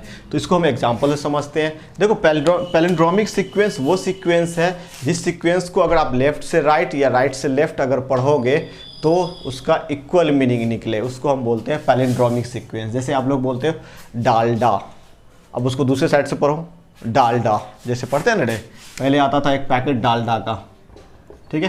तो इधर से पढ़ोगे तब भी डालडा, इधर से पढ़ोगे तब भी डालडा। जैसे मलयालम, दूसरी साइड से पढ़ो वो भी मलयालम ही होगा, ठीक है। तो कहने का मतलब ऐसा चीज़ जिसको, ऐसा वर्ड जिसको कहीं ना कहीं, ऐसा सीक्वेंस जिसको अगर आप इस साइड से पढ़ो, लेफ्ट से पढ़ो या राइट से पढ़ो, हमेशा इक्वल मीनिंग आएगा। उस सीक्वेंस को हम क्या बोलते हैं? उस सीक्वेंस को हम बोलते हैं पैलिंड्रोमिक सीक्वेंस। तो रेस्ट्रिक्शन इंडोन्यूक्लियस हमेशा किस पे काम करेगा? तो ये हमेशा पैलिंड्रोमिक सीक्वेंस पे काम करेगा। लेकिन इसको अभी हम डिटेल में पढ़ेंगे, रेस्ट्रिक्शन इंडोन्यूक्लियस को डिटेल में हम लोग पढ़ेंगे। चलो आते हैं हम रेस्ट्रिक्शन इंडोन्यूक्लियस पे, क्लियर ना? देखो रेस्ट्रिक्शन इंडोन्यूक्लियस क्या होता है। अगर हम रेस्ट्रिक्शन इंडोन्यूक्लियस की बात करते हैं तो हम क्या बोलते हैं? रेस्ट्रिक्शन इंडोन्यूक्लियस एंजाइम, ठीक है। देखो रेस्ट्रिक्शन इंडोन्यूक्लियस एंजाइम की अगर हम बात करते हैं तो सबसे पहले कहते हैं कि रेस्ट्रिक्शन इंडोन्यूक्लियस कहाँ पे काम करेगा? तो हम क्या बोल रहे थे? It act only on palindromic sequence. अब पहले हम इस चीज़ को ही देखते हैं कि ये किस पे काम करता है? पैलिंड्रोमिक सीक्वेंस पे काम करता है। पैलिंड्रोमिक सीक्वेंस पे कैसे काम करता है? जिसको मान लो आपके पास एक सीक्वेंस है GAATTC, मान लो ये आपके पास एक सीक्वेंस है, ठीक है। और ये सीक्वेंस है आपका 5 प्राइम से 3 प्राइम सीक्वेंस। ये 5 प्राइम से 3 प्राइम है। फिर हम 5 प्राइम से 3 प्राइम अगर देखते हैं तो ये हमारा क्या होगा? DAATTC, ये आपका 3 प्राइम हो गया और ये आपका 5 प्राइम हो गया। हमेशा डायरेक्शन क्या होगा? 5 प्राइम से 3 प्राइम, 5 प्राइम से 3 प्राइम डायरेक्शन होता है, ठीक है। तो हम इधर से पढ़ते हैं तो ये गैटक है, इधर से पढ़ते हैं तो ये गैटक है, ठीक है। कहने का मीनिंग ये है कि सेम सीक्वेंस दोनों साइड से है, ठीक है। तो इस सीक्वेंस को हम बोलते हैं पैलिंड्रोमिक सीक्वेंस डीएनए के केस में, ठीक है। किसको? एक सीक्वेंस अगर 5 प्राइम से 3 प्राइम गैटक कहलाएगा, यहाँ से भी 5 प्राइम से 3 प्राइम गैटक कहलाएगा। इट मीन्स ये सीक्वेंस क्या होगा? एक पैलिंड्रोमिक सीक्वेंस होगा। अब बोलेंगे इसमें कट कैसे होगा? तो हम देखते हैं, एक एंजाइम हम ले लेते हैं एग्जाम्पल के तौर पर, EcoR1, ठीक है। अभी हम EcoR1 सबको डिफाइन करेंगे। EcoR1, देखो ये EcoR1 एक रेस्ट्रिक्शन इंडोन्यूक्लियस है। ये क्या है? एक रेस्ट्रिक्शन इंडोन्यूक्लियस है। आगे हम बताएंगे अभी कि EcoR1 क्या होता है, इतना घबराने की ज़रूरत नहीं है। आगे हम बताएंगे कि ये सारा चीज़ क्या होता है, ठीक है। ये क्या होता है, कैसे आया, इसका नेमिंग कैसे किया जाता है, ये सारा चीज़ हम बताएंगे आपको, ठीक है। तो ये एक एंजाइम है, मान लो ये एंजाइम यहाँ पे कट करता है और ये एंजाइम यहाँ पे कट करता है, कहाँ पे कट करता है, ए और जी के बीच कट करता है। तो इसका एक फिक्स सीक्वेंस है कि जब भी इको R1 आएगा तो वो इस सीक्वेंस पे ही कट करेगा। ऐसा नहीं है कि ये किसी और जगह पे कट कर देगा, ऐसा नेवर नहीं, ऐसा नहीं हो सकता है। हर किसी रेस्ट्रिक्शन एंजाइम का एक फिक्स पैलिंड्रोमिक सीक्वेंस होगा, वो उसी पैलिंड्रोमिक सीक्वेंस पे कट करेगा। बात समझ में आ रही है? कहने का मीनिंग हर आपका जो रेस्ट्रिक्शन एंडोन्यूक्लियस होगा उसका एक फिक्स पैलिंड्रोमिक सीक्वेंस होगा, वो उसी पे काम करेगा। ठीक है, अब हम कहते हैं कि सर आप एंडोन्यूक्लियस और रेस्ट्रिक्शन एंडोन्यूक्लियस में फिर क्या डिफरेंस है? ठीक है, क्या डिफरेंस है रेस्ट्रिक्शन एंडोन्यूक्लियस और एंडोन्यूक्लियस में, क्या डिफरेंस है? तो रेस्ट्रिक्शन एंडोन्यूक्लियस क्यों कहा जाता है, इस चीज़ को हम थोड़ा सा समझते हैं कि रेस्ट्रिक्शन एंडोन्यूक्लियस का क्या मतलब है। ठीक है, तो लगभग आप कह सकते हो कि 1963 में लीन एंड आर्बर नाम का साइंटिस्ट था। Lean and arbor discovered two different enzyme which protect E. coli from bacteriophage। देखो हम समझने की कोशिश करते हैं। अब हम आते हैं उस पॉइंट पे, रेस्ट्रिक्शन एंडोन्यूक्लियस के पॉइंट्स पे। देखो ये दो साइंटिस्ट थे, लीन एंड आर्बर नाम का दो साइंटिस्ट था। ठीक है, ये दो एंजाइम का डिस्कवरी किया था, और वो दो एंजाइम कौन सा था? तो वो दो एंजाइम कौन सा था जो इन लोगों ने डिस्कवरी किया था? ठीक है, वो दो एंजाइम एक मिथाइलेज एंजाइम था और एक रेस्ट्रिक्शन एंडोन्यूक्लियस एंजाइम था। तो ये दोनों एंजाइम का क्या फंक्शन है और वो क्या करता? प्रोटेक्ट करता ई कोलाई को। किससे प्रोटेक्ट करता था? बैक्टीरियोफाज से प्रोटेक्ट करता था।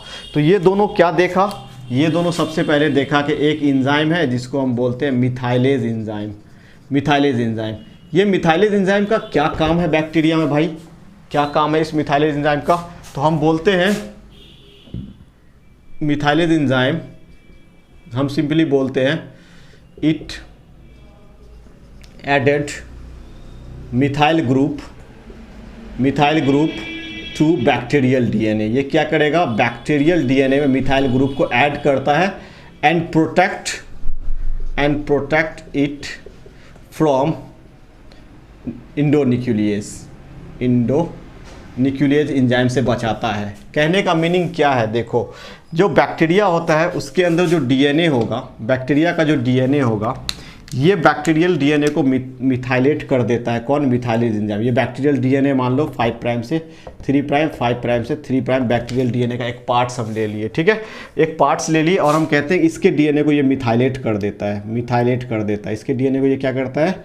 मिथाइलेट कर देता है। इसके डीएनए को ये क्या कर देता है? मिथाइलेट कर देता है। और जब इसके डीएनए को ये मिथाइलेज एंजाइम क्या करेगा? मिथाइलेट कर देगा। देन हम कहते हैं कि बैक्टीरियोफाज इसको अफेक्ट नहीं कर पाएगा। ठीक है, और एक दूसरा चीज़ तो कहीं ना कहीं हम कहते हैं कि इंडोन्यूक्लियस से भी इसको बचाएगा। इंडोन्यूक्लियस कौन सा इंडोन्यूक्लियस? तो अभी हम देखते हैं दूसरा इंडोन्यूक्लियस किससे बचाएगा इसको। तो हम कहते हैं सेकेंड आपका जो पॉइंट्स यूज़ किया गया वो है आपका रेस्ट्रिक्शन इंडोन्यूक्लियस। रेस्ट्रिक्शन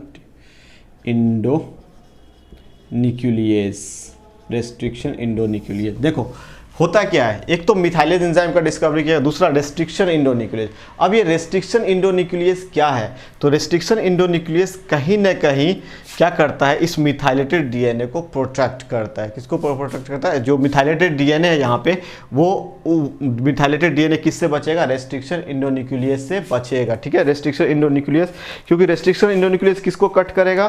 तो हम सिंपली कह लेते हैं कि रेस्ट्रिक्शन इंडोन्यूक्लियस फॉरेन डीएनए को कट करेगा जो अनमिथाइलेटेड डीएनए है। जो क्या है? अनमिथाइलेटेड डीएनए। देन प्रोटेक्ट करेगा अपने डीएनए को। ये क्या करेगा? अपने डीएनए को प्रोटेक्ट करेगा। तो हम बोलते हैं कि जो रेस्ट्रिक्शन डीएनए होता है, इट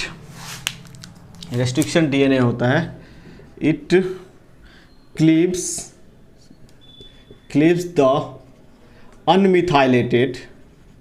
अनमिथाइलेटेड फॉरेन डीएनए। जो फॉरेन डीएनए होगा, अनमिथाइलेटेड foreign DNA and protect it's on DNA. अपने डीएनए को ये बचाता है और जो फॉरेन डीएनए है, जो बाहर से आया हुआ डीएनए है, ठीक है, फॉरेन डीएनए है, उसको ये कट करता है। और फॉरेन डीएनए मेनली आप यूकैरियोटिक डीएनए को कट करता है, ठीक है। तो हम रेस्ट्रिक्शन इंडोन्यूक्लियेज इसको इसलिए बोलते हैं क्योंकि ये कहीं ना कहीं अपने डीएनए को प्रोटेक्ट करता है, रेस्ट्रिक्ट करता है। किसके इफेक्ट से? तो आप कह सकते हो कि जो ऊपर आपका बैक्टीरियोफाज है उसके इफेक्ट से अपने डीएनए को बचाता है। तो ये एक बहुत अच्छा कॉन्सेप्ट है कि आप कहो कि इसका नेचर क्या है, इंडोन्यूक्लियस का नेचर क्या है, डीएनए को कट करने का नेचर है। तो ये अपने डीएनए को भी कट कर लेना चाहिए क्योंकि ये बैक्टीरिया के अंदर है। अगर रेस्ट्रिक्शन इंडोन्यूक्लियस, तो इंडोन्यूक्लियस का काम है बैक्टीरिया किसको, डीएनए को कट करना। तो इसको खुद का डीएनए को भी कट कर लेना चाहिए, लेकिन ये खुद के डीएनए को कट नहीं करता है। क्यों नहीं करता है? क्योंकि खुद का डीएनए उसका क्या होता है, मिथाइलेटेड होता है। तो ये क्वेश्चन कई बार पूछा जाता है, कई बार पूछा गया है इवन की नीट वगैरह में, ठीक है। क्या पूछा गया है कि अगर बैक्टीरिया के पास रेस्ट्रिक्शन इंडोन्यूक्लियेज है तो उस रेस्ट्रिक्शन इंडोन्यूक्लियेज का क्या काम है। और पहली चीज़ तो ये है। दूसरा कि रेस्ट्रिक्शन इंडोन्यूक्लियेज अगर बैक्टीरिया के पास है तो वो अपने डीएनए को क्यों नहीं कट कर लेता कि वो दूसरे के डीएनए को कट करता है। किसी यूकैरियोटिक डीएनए को कट करता है तो अपने डीएनए को क्यों नहीं कट कर लेता है। तो अपने डीएनए को इसलिए नहीं कट करता है क्योंकि उसका डीएनए क्या होता है, मिथाइलेटेड होता है। खुद का डीएनए क्या होता है, उसका मिथाइलेटेड होता है, इसलिए वो अपने डीएनए को कट नहीं कर पाता है। दूसरा काम क्या है रेस्ट्रिक्शन इंडोन्यूक्लियस का? तो दूसरा रेस्ट्रिक्शन इंडोन्यूक्लियस का काम क्या है कि वो अपने डीएनए को प्रोटेक्ट करता है। किस चीज़ से प्रोटेक्ट करता है? तो आप बोल सकते हो बैक्टीरियोफाज, या सिंपली कभी कभी वर्ड यूज़ करता है फाज से प्रोटेक्ट करता है। किससे प्रोटेक्ट करता है? उसको फाज से प्रोटेक्ट करता है, ठीक है।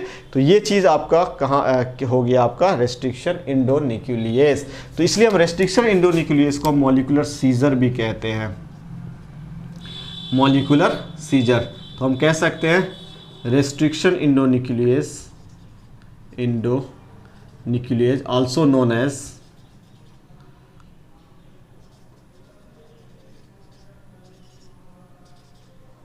also called, सीधा बोलो, also called मॉलिक्यूलर सीजर।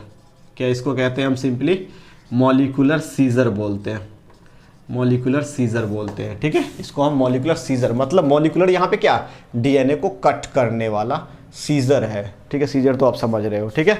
तो मॉलिक्यूलर सीजर भी बोलते हैं हम रेस्ट्रिक्शन इंडोन्यूक्लियस को। अब अगर आप कहो कि फर्स्ट रेस्ट्रिक्शन इंडोन्यूक्लियस का डिस्कवरी किया, कौन सा फर्स्ट रेस्ट्रिक्शन इंडोन्यूक्लियस था, तो हम कहते हैं, ये चीज़ समझ में आ रहा होगा आई थिंक, ठीक है। तो ये दो एंजाइम का डिस्कवरी कौन किया था? लीन एंड आर्बर्ट ने किया था। एक मिथाइलेट करता है डीएनए को, और मिथाइलेट करके भी ऑब्वियसली प्रोटेक्ट कर रहा है। दूसरा रेस्ट्रिक्शन इंडोन्यूक्लियस, ये क्या कर रहा है? तो ये भी अपने डीएनए को कट नहीं करता, जो फॉरेन डीएनए होता है उसको कट करता है। इट मीन्स इनडायरेक्टली अपने डीएनए को ये प्रोटेक्ट करता है। किससे प्रोटेक्ट करता है? तो आप बोल सकते हो फाज से, फाज मतलब बैक्टीरियोफाज से उसको प्रोटेक्ट करता है, ठीक है। नेक्स्ट हम आते हैं नेक्स्ट पॉइंट्स पे, और वो पॉइंट्स आपका क्या है, नेक्स्ट पॉइंट पे हम आते हैं, ठीक है। नेक्स्ट पॉइंट जो आपका है वो है first restriction endonuclease, restriction endonuclease,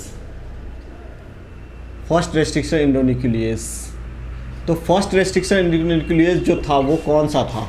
तो हम बोलते हैं जो फर्स्ट रेस्ट्रिक्शन इंडोन्यूक्लियस था वो था आपका HIND2। फर्स्ट रेस्ट्रिक्शन इंडोन्यूक्लियस था HIND2। फर्स्ट रेस्ट्रिक्शन इंडोन्यूक्लियस था आपका HIND2। सबसे पहले जो दिया गया था वो था आपका HIND2 था, सबसे पहला वाला रेस्ट्रिक्शन इंडोन्यूक्लियस। मतलब फर्स्ट रेस्ट्रिक्शन इंडोन्यूक्लियस आइसोलेट जो किया गया था वो था आपका HIND2। अभी आएगा ये सब का नाम कि कैसे कैसे आ रहा है HIND2 वगैरह, EcoR1, ये सब क्या है, ये सब अभी समझ में आएगा आपको, ठीक है। ये लेक्चर खत्म होते तो आपको सारा चीज़ समझ में आएगा, ठीक है। तो फर्स्ट रेस्ट्रिक्शन इंडोन्यूक्लियस है HIND2। देखो HIND2 का मतलब क्या है यहाँ पे? HIND2 का मतलब है कि ये जो HIND2 वर्ड लिया गया है ये आइसोलेट किया गया है हेमोफिलस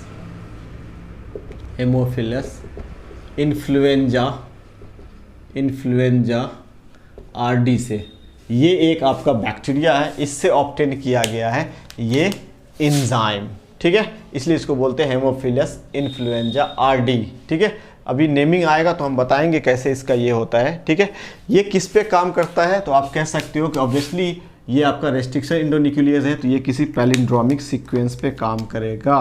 तो हम कहते हैं यहाँ पे it act on hexameric it act on hexanucleotide, sorry, it act on hexanucleotide sequence.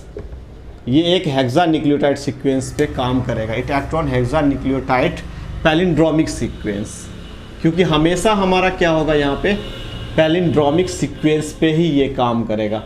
Always किस पे काम करेगा, तो ऑलवेज ये पैलिंड्रोमिक सीक्वेंस पे ही काम करेगा।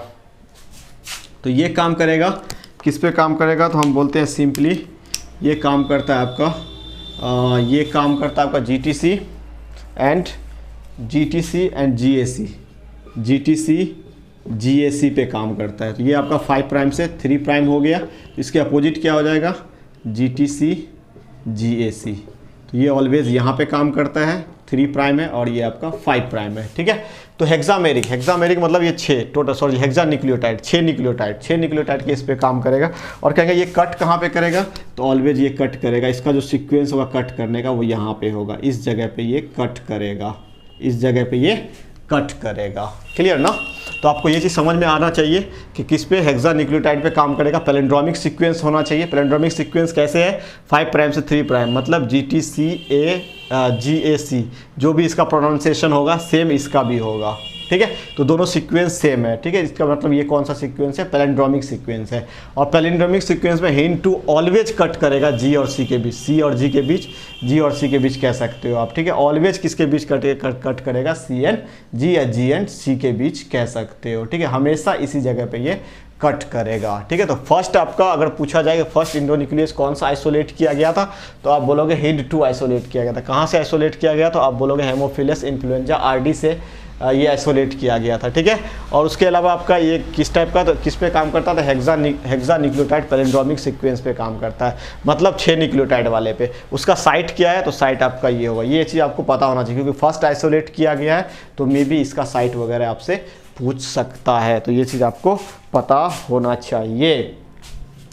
आज तक कितने डिस्कवरी किया जा चुका है, तो आप बोलोगे टिल डेट तक more than 900 restriction endonuclease discovery किया जा चुका है। More than 900 restriction endonuclease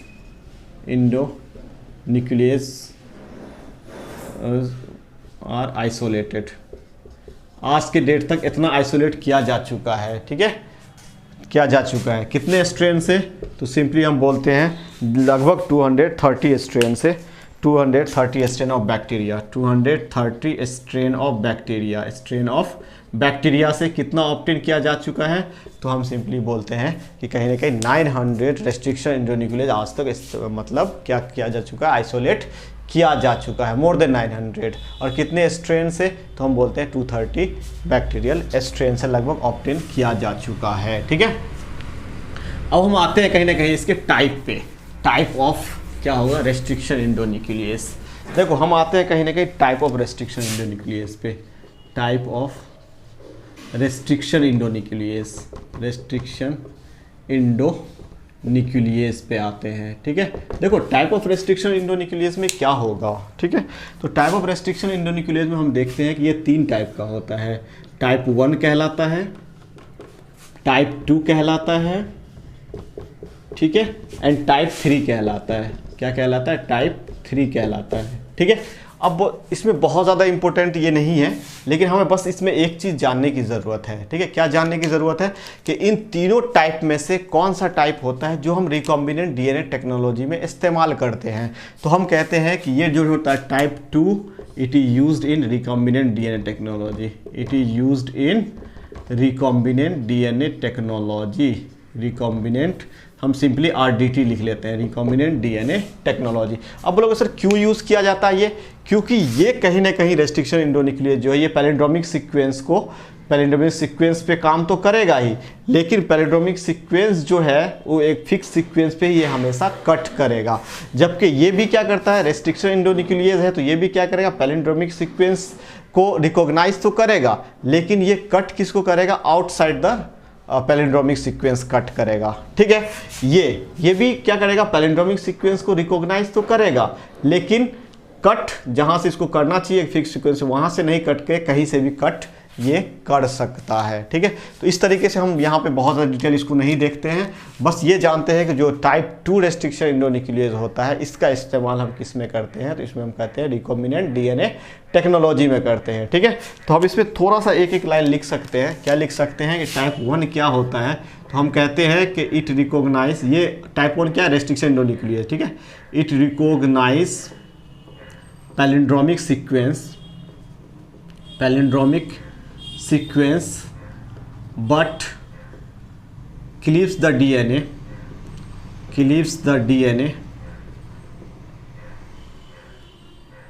at other site।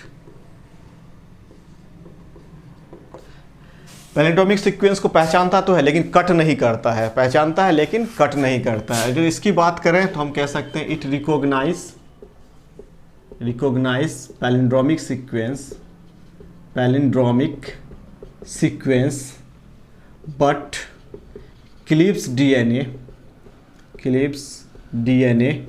outside the palindromic sequence. ये पैलिंड्रोमिक सीक्वेंस के बाहर कट करता है, outside the palindromic sequence cut करता है, तो कहीं ना कहीं ये भी इस्तेमाल नहीं होगा। ठीक है, ये जो होता है ये कहीं ना कहीं पैलिंड्रोमिक सीक्वेंस को पहचानता भी है और डीएनए को पैलिंड्रोमिक सीक्वेंस में ही कट करता है, तो इसलिए हम इसको बोलते हैं कि ये क्या होगा, आपका रिकॉम्बिनेंट डीएनए टेक्नोलॉजी में इस्तेमाल किया जाएगा। ये दोनों रिकॉम्बिनेंट डीएनए टेक्नोलॉजी में इस्तेमाल नहीं किया जाता है। ठीक है, तो हम क्या कह सकते हैं कि इट रिकॉग्नाइज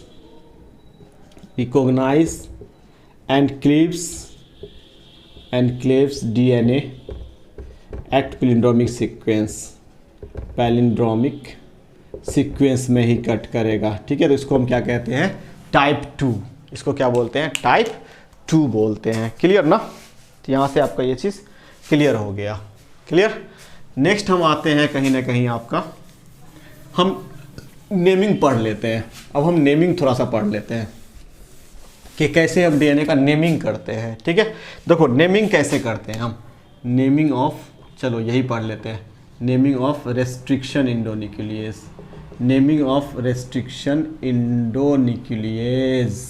इसका हम नेमिंग कैसे करते हैं, तो इसको हम एक एग्जांपल से समझते हैं। देखो जैसे हम यहाँ पे लिखते हैं इको R1, ठीक है, इसको हम लिखते हैं इको R1। तो इको R1 का क्या मतलब है, देखो सबसे पहले तो ये वाला जो लेटर होता है, पहला जो अल्फ़ाबेट होगा इसका, ठीक है, ये किसको रिप्रेजेंट करेगा, तो हम बोलेंगे ये जीनस को रिप्रेजेंट करेगा। किसी भी जहाँ से ये ऑब्टेन किया गया, जिस बैक्टीरिया से ऑब्टेन किया गया है उसका जीनस को रिप्रेजेंट करेगा। ठीक है, ये दोनों किसको रिप्रेजेंट करेगा, तो बोलोगे ये दोनों उसके स्पेसीज को रिप्रेजेंट करेगा, और हम स्मॉल में लिखते हैं। ठीक है, ये किसको रिप्रेजेंट करेगा, तो अब बोलोगे ये उसके स्ट्रेन को रिप्रेजेंट करेगा। ठीक है, और ये किसको रिप्रेजेंट करेगा, ऑर्डर ऑफ आइसोलेशन, कितने नंबर पे ये आइसोलेट किया गया, आइसोलेशन। ठीक है, कितने नंबर पे ये आइसोलेट किया गया है। ठीक है, ये उसको रिप्रेजेंट करेगा।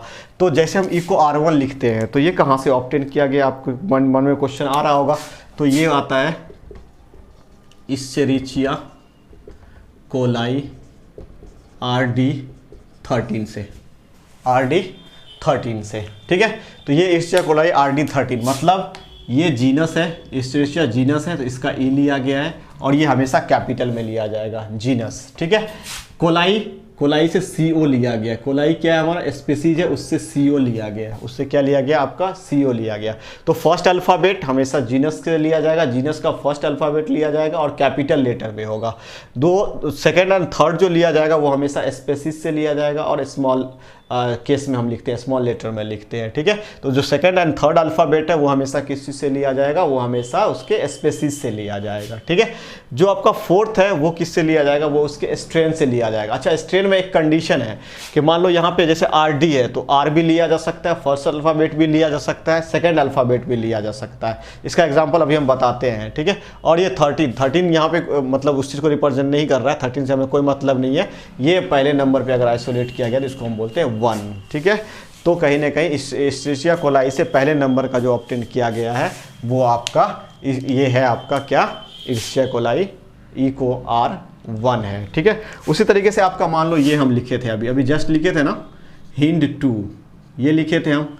तो हिंट 2 का क्या मतलब है, देखो हिंट 2 में भी हम क्या करते हैं, हेमोफिलस इन्फ्लुएंजा से लेते हैं, सॉरी इसको भी हम क्या करते हैं, Haemophilus influenza, Haemophilus influenza, Haemophilus influenza, यही वर्ड लेते हैं ना, इन्फ्लुएंजा RD, ठीक है, ये इसका स्ट्रेन है, ठीक है। तो ये आपका क्या, कैसे हम लेते हैं, हिंड H किससे ले लिया हमने, यहाँ से H ले लिया, ठीक है। इसको इस तरीके से समझो कि H हम कहाँ से ले लिए, ये H हम इसके जीनस से ले लिए, ठीक है।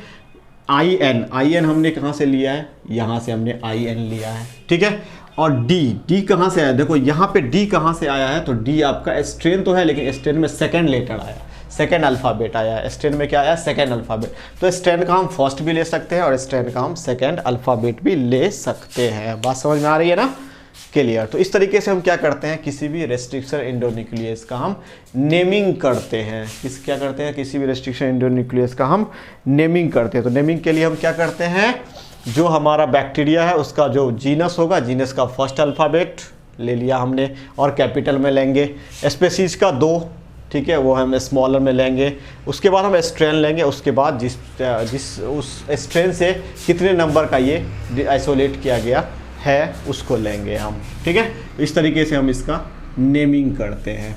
अब हम लास्ट टॉपिक जो इसमें आते हैं, वो लास्ट टॉपिक है आपका, इसका जो लास्ट टॉपिक है वो है आपका कहीं ना कहीं कैसे ये क्लीव करता है, कैसे ये ब्रेक करता है, किस चीज़ को, DNA वगैरह को कैसे ये ब्रेक करता है, ठीक है। तो कहीं ना कहीं उसका क्लीवेज जो पैटर्न होता है, उस पैटर्न को हम लोग नेक्स्ट में पढ़ेंगे, ठीक है। तो हम लोग क्या करते हैं कि ऑब्वियसली ये पैलिंड्रोमिक सीक्वेंस पे कट करता है, किस पे कट करता है, पैलिंड्रोमिक सीक्वेंस पे। देखो तो हम कहते हैं pattern of cleavage of DNA को ये कैसे कट करता है। तो ये जब भी कट करेगा ये 2 एंड बनाएगा, एक एंड को बोलते हैं हम ब्लंट एंड बनाएगा और दूसरा एंड को बोलते हैं कोहेसिव एंड बोलते हैं, ठीक है। कोहेसिव एंड या इसको हम स्टिकी एंड भी बोलते हैं, स्टिकी एंड बोलते हैं। ये 2 एंड बनाएगा, ठीक है। तो ये 2 एंड बनाएगा, जब भी DNA को कट करेगा, ऑलवेज DNA को कट करेगा तो ये 2 एंड बनाएगा। एक एंड को हम क्या बोलेंगे, कोहेसिव एंड बोलेंगे और एक एंड को हम ब्लंट एंड बोलेंगे। कैसे करेगा ये हम लोग आगे देखते हैं, ठीक है। जैसे मान लो आपके पास एक सीक्वेंस है DNA का, वो सीक्वेंस मान लो आपका ये है 5 प्राइम से 3 प्राइम, 5 प्राइम से 3 प्राइम, जैसे यही मान लो GAATTC 3 प्राइम, ठीक है। अब हमारा यहाँ आ गया G से C TTAG 5 प्राइम 3 प्राइम, ठीक है। ये आपका एक सीक्वेंस है। अब तो आपको पता है कि इको R1 क्या होता है, अब तो आपको पता होगा कि इको R1 क्या होता है, ठीक है। तो हम कहते हैं कि यहाँ पे इको R1 इस्तेमाल कर रहे हैं, इको R1 इस्तेमाल कर रहे हैं, ठीक है। ये R1 इस्तेमाल कर रहे हैं, ये हमेशा रोमन में होगा, पहला जो ये हमेशा रोमन में होगा, ठीक है। तो अब ये कट कहाँ से करेगा, हम मान लो ब्लंट एंड बनाना चाहते हैं, हम थोड़ी देर के लिए कह रहे थे, ये हाइपोथेटिकल हम कुछ ले लेते हैं। इको R1 का वैसे साइट कहाँ होता है, यहाँ साइट होता है इको R1 का, लेकिन हम कोई हाइपोथेटिकल एंजाइम लेते हैं, इको R1 नहीं लेते हम, कोई भी हाइपोथेटिकल, मान लो ये हमारा सीक्वेंस है, ठीक है। इस सीक्वेंस से मान लो यहाँ से आपका कट हो रहा है, कहाँ से कट हो रहा है, मान लो यहाँ से कट हो रहा है, ठीक है। कोई भी एंजाइम, कोई भी आपका न्यूक्लियस एंजाइम, कोई भी रेस्ट्रिक्शन एंडोन्यूक्लियस काम कर रहा है, चलो यहाँ पे हम रेस्ट्रिक्शन एंडोन्यूक्लियस कोई भी ले लेते हैं, ठीक है। तो वो रेस्ट्रिक्शन एंडोन्यूक्लियस कट कर रहा मान लो इस पोजीशन से, तो इस पोजीशन से अगर कट करेगा तो क्या हो जाएगा हमारा, ये 5 प्राइम GAA 3 प्राइम, फिर 5 प्राइम क्या होगा TTC 3 प्राइम। उसी तरीके से दूसरा आपका 3 प्राइम ये बनेगा, 3 प्राइम से CTT 5 प्राइम और यहाँ पर जाएगा 3 प्राइम से क्या बन जाएगा आपका AAG 5 प्राइम, ठीक है। तो यहाँ पे क्या दिख रहा है, यहाँ पे जो ये एंड है, जिस एंड से ये अटैच है, ये एक एंड है और ये एक दूसरा एंड है, मतलब इस टाइप का एंड अटैच होता है, इस टाइप का एंड बनेगा। एक एंड इधर बन गया, इस टाइप का एंड बनेगा, एक एंड यहाँ पे है और दूसरे एंजाइम का एंड यहाँ पे है। तो इस टाइप का जो एंड बनता है उसको हम बोलते हैं ब्लंट एंड, उसको क्या बोलते हैं हम, ब्लंट एंड। और ब्लंट एंड जब भी होगा, बड़ा ध्यान दो, ये बहुत अच्छा पॉइंट्स है कि ब्लंट एंड जब भी होगा तो यहाँ पे ओनली फॉस्फोडाइस्टर बॉन्ड ब्रेक होगा, ओनली फॉस्फोडाइस्टर बॉन्ड ब्रोकन, सिर्फ और सिर्फ क्या टूटेगा, फॉस्फोडाइस्टर बॉन्ड टूटेगा। क्यों? क्योंकि ये बीच से टूट रहा है, ये बीच से टूट रहा है, इस टाइप से टूट रहा है, तो यहाँ पे कोई हाइड्रोजन बॉन्ड नहीं टूट रहा है, ठीक है, no hydrogen bond broken here, ठीक है, वनली आपका क्या टूटेगा, सिर्फ और सिर्फ आपका फॉस्फोडाइस्टर बॉन्ड इस केस में ब्रेक होगा। अब दूसरा अगर हम देखते हैं इस केस में, तो दूसरा इस केस में मान लो यही सीक्वेंस, सेम सीक्वेंस लेते हैं, 5 प्राइम GAA+T+C, ठीक है, और यहीं पे क्या होगा GAA+T+C। मान लो ये आपका 3 प्राइम है और ये आपका 3 प्राइम है, इधर 5 प्राइम है, ठीक है, ये एक सीक्वेंस है। अब यहाँ पे हम कह सकते हैं इको R1 हम यूज़ करते हैं, इको R1 चलो हम यहाँ पे यूज़ करते हैं, ठीक है। जब हम इको R1 यूज़ करेंगे तो ये कैसे क्लिप्स होगा, एक तो ये यहाँ से टूटेगा और कहाँ से टूटेगा, यहाँ से ब्रेक होगा, दो जगह से ब्रेक होगा। तो इसका सीक्वेंस क्या हो जाएगा, देखो इसमें हो जाएगा आपका 5 प्राइम से G, और G के बाद कुछ नहीं है, 3 प्राइम खाली है, इधर क्या होगा C के बाद क्या होगा T+A, ये एक सीक्वेंस हो गया, ठीक है। अब इस सीक्वेंस में अगर आप ध्यान से देखो तो आपका क्या है, ये इस टाइप का कुछ स्ट्रैंड बन रहा है, ये इस टाइप का एक कहीं ना कहीं आपका क्या बन रहा है, साइट बन रहा है। कौन सा साइट, स्टिकी एंड बन रहा है, एंड बन रहा है, स्टिकी एंड बन रहा है, या आप कह सकते हो उसको सिंपली कोहेसिव एंड बन रहा है, इस टाइप का एंड बन रहा है। अब इधर से अगर हम इसको दूसरी तरफ से ब्रेक करें तो इसमें एक स्मॉल स्ट्रैंड हो गया और एक लार्ज स्ट्रैंड हो गया। दूसरे साइड से अगर हम देखते हैं तो दूसरे साइड से हमारा क्या होगा, दूसरे साइड से अगर हम ब्रेक करते हैं, दूसरे साइड से आपका ये होगा GC, ये 5 प्राइम है और ये आपका 3 प्राइम है, तो G तो रहेगा ही, बाकी ये पोर्शन हट जाएगा, तो ये पोर्शन हटेगा तो क्या होगा T+A, यही बच जाएगा, और ये बच जाएगा आपका 5 प्राइम और ये हो जाएगा आपका 3 प्राइम, ठीक है। तो इस टाइप से इसमें कौन सा एंड बन गया, तो इसमें भी आपका ये एंड बन गया, ऐसे बन गया, ये बन गया ना, ये बन गया, ये एक कोहेसिव एंड हो गया, एक एंड कोहेसिव एंड एक ये हुआ और एक कोहेसिव एंड ये हुआ। अब अगर इन दोनों को हम अगर एक साथ लाते हैं तो कैसे होगा, एक हमारा कोहेसिव एंड ये है, बात समझ में आ रहा है, ये वाला, ठीक है, और एक दूसरा कोहेसिव एंड हमारा क्या है, दूसरा कोहेसिव एंड ये है, ये है, यही है ना। तो दोनों क्या हो जाएगा, एक दूसरे से पैकअप हो जाएगा, ये दोनों एक दूसरे से क्या हो जाएगा, पैकअप हो जाएगा। अब हम यहाँ पे कह रहे हैं कि यहाँ पे हम इस बॉन्ड को ब्रेक कर रहे हैं और एक यहाँ से बॉन्ड ब्रेक हो रहा है, तो फॉस्फोडाइस्टर बॉन्ड तो ब्रेक हो ही रहा है, उसके अलावा अगर इसको हम यहाँ से ब्रेक करेंगे तो ये सारा का सारा रिमूव हो जा रहा है। जब रिमूव हो जा रहा है इट मीन्स यहाँ पे क्या टूट रहा है, हाइड्रोजन बॉन्ड भी टूट रहा है। तो हम कह सकते हैं यहाँ पे कि हम जब स्टिकी एंड बनाएंगे तो both phosphodiester bond, both phosphodiester bond and hydrogen bond broken, hydrogen bond broken, यहाँ पे दोनों बॉन्ड टूट रहा है, दोनों बॉन्ड टूट रहा है, इसका मतलब समझ में आ रहा है आपको, दोनों बॉन्ड टूटने का मीनिंग क्या है, यहाँ पे दोनों का बॉन्ड टूटने का मीनिंग ये है कि यहाँ से जब इसको हम कट करेंगे तो एक तो यहाँ पे एडेनिन और ग्वानिन के बीच का बॉन्ड तो टूटेगा ही, वो फॉस्फोडाइस्टर बॉन्ड हो गया। अब ये पूरा का पूरा रिमूव हो गया, जैसे यहाँ से ये पूरा रिमूव हो गया, जब रिमूव हो गया इट मीन्स इस पोर्शन पे T था, यहाँ A था, तो T और A के बीच हाइड्रोजन बॉन्ड था, इसका मतलब वो हाइड्रोजन बॉन्ड भी टूट गया, तो दोनों बॉन्ड यहाँ पे ब्रेक होता है। ये इंपॉर्टेंट पॉइंट है जो आपको देखने लायक है, ठीक है, कि यहाँ पे सिर्फ और सिर्फ फॉस्फोडाइस्टर बॉन्ड ब्रेक होता है और ये कोहेसिव एंड जब बनता है तो वहाँ पे फॉस्फोडाइस्टर बॉन्ड भी ब्रेक होता है एंड हाइड्रोजन बॉन्ड भी ब्रेक होता है। क्लियर ना। अगर आपसे कभी पूछा जाए कि इन दोनों एंड में रिकॉम्बिनेंट डीएनए टेक्नोलॉजी के लिए कौन सा ज़्यादा प्रेफर किया जाता है, कौन सा एंड बनना ज़्यादा अच्छा होता है, तो वो आप बोलोगे कोहेसिव एंड या स्टिकी एंड। तो स्टिकी एंड को हमेशा रिकॉम्बिनेंट डीएनए टेक्नोलॉजी में प्रेफर किया जाता है। अगर दोनों में आपसे पूछा जाए तो आप बोलोगे कि कोहेसिव एंड या स्टिकी एंड जो होता है ये प्रेफर किया जाता है रिकॉम्बिनेंट डीएनए टेक्नोलॉजी में। क्लियर। तो यहाँ तक आपका क्या था, रेस्ट्रिक्शन इंडोन्यूक्लियस था। तो आपका बहुत ही इंपॉर्टेंट पॉइंट्स है बायोटेक्नोलॉजी का रेस्ट्रिक्शन इंडोन्यूक्लियस। तो रेस्ट्रिक्शन इंडोन्यूक्लियस से ही जनरली क्वेश्चन पूछा जाता है, ठीक है। तो अब नीट के लिए अगर नीट के लिए कहीं ना कहीं आपके लिए ये बहुत ही इंपॉर्टेंट टॉपिक है रेस्ट्रिक्शन इंडोन्यूक्लियस, ठीक है। इसको आप अच्छे से एनसीईआरटी से पढ़ो, मेन जो भी हम बता रहे हैं इस चीज़ को पढ़ो, ठीक है। लेक्चर देखो, एनसीईआरटी पढ़ो, एक भी ऐसा पॉइंट्स नहीं होगा जो आपका छूटा हुआ होगा, ठीक है। और ऑब्वियसली सारा का सारा चीज़ आपको समझ में आएगा डेफिनेटली। क्लियर। चलो तो हम इस पे आ गए। नेक्स्ट हमारा कुछ और अदर एंजाइम इस्तेमाल होता है, कुछ और अदर एंजाइम इस्तेमाल होता है किस चीज़ के लिए, इस चीज़ के लिए, ठीक है। तो हम कहते हैं other enzyme used in RDT recombinant DNA technology, RDT, other enzyme used in RDT। Other enzyme में कौन सा एंजाइम इस्तेमाल होगा?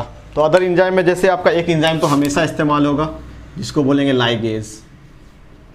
लाइगेज, और लाइगेज हम जानते हैं कि कई बार कहीं बहुत जगह हम लोग पढ़ चुके हैं कि लाइगेज क्या होता है। इसको मॉलिक्यूलर गम बोला जाता है, मॉलिक्यूलर गम। अरे गम वो वाला गम नहीं, ठीक है, गम का मतलब चिपकाने वाला जो, ठीक है। तो कहीं ना कहीं इसको मॉलिक्यूलर गम बोला जाता है। ये क्या करता है? फॉस्फोडाइस्टर बॉन्ड बनाता है। ये क्या बोलता है? बनाता है, फॉस्फोडाइस्टर बॉन्ड का फॉर्मेशन करता है, ठीक है।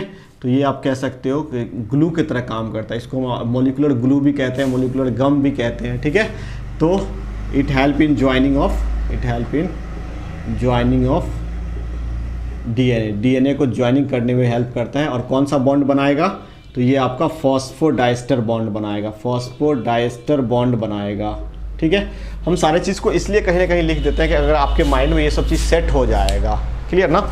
इसके अलावा एक चीज़ और इस्तेमाल किया था अदर एंजाइम में, हम कह सकते हैं, और वो है आपका फॉस्फेटेज एंजाइम।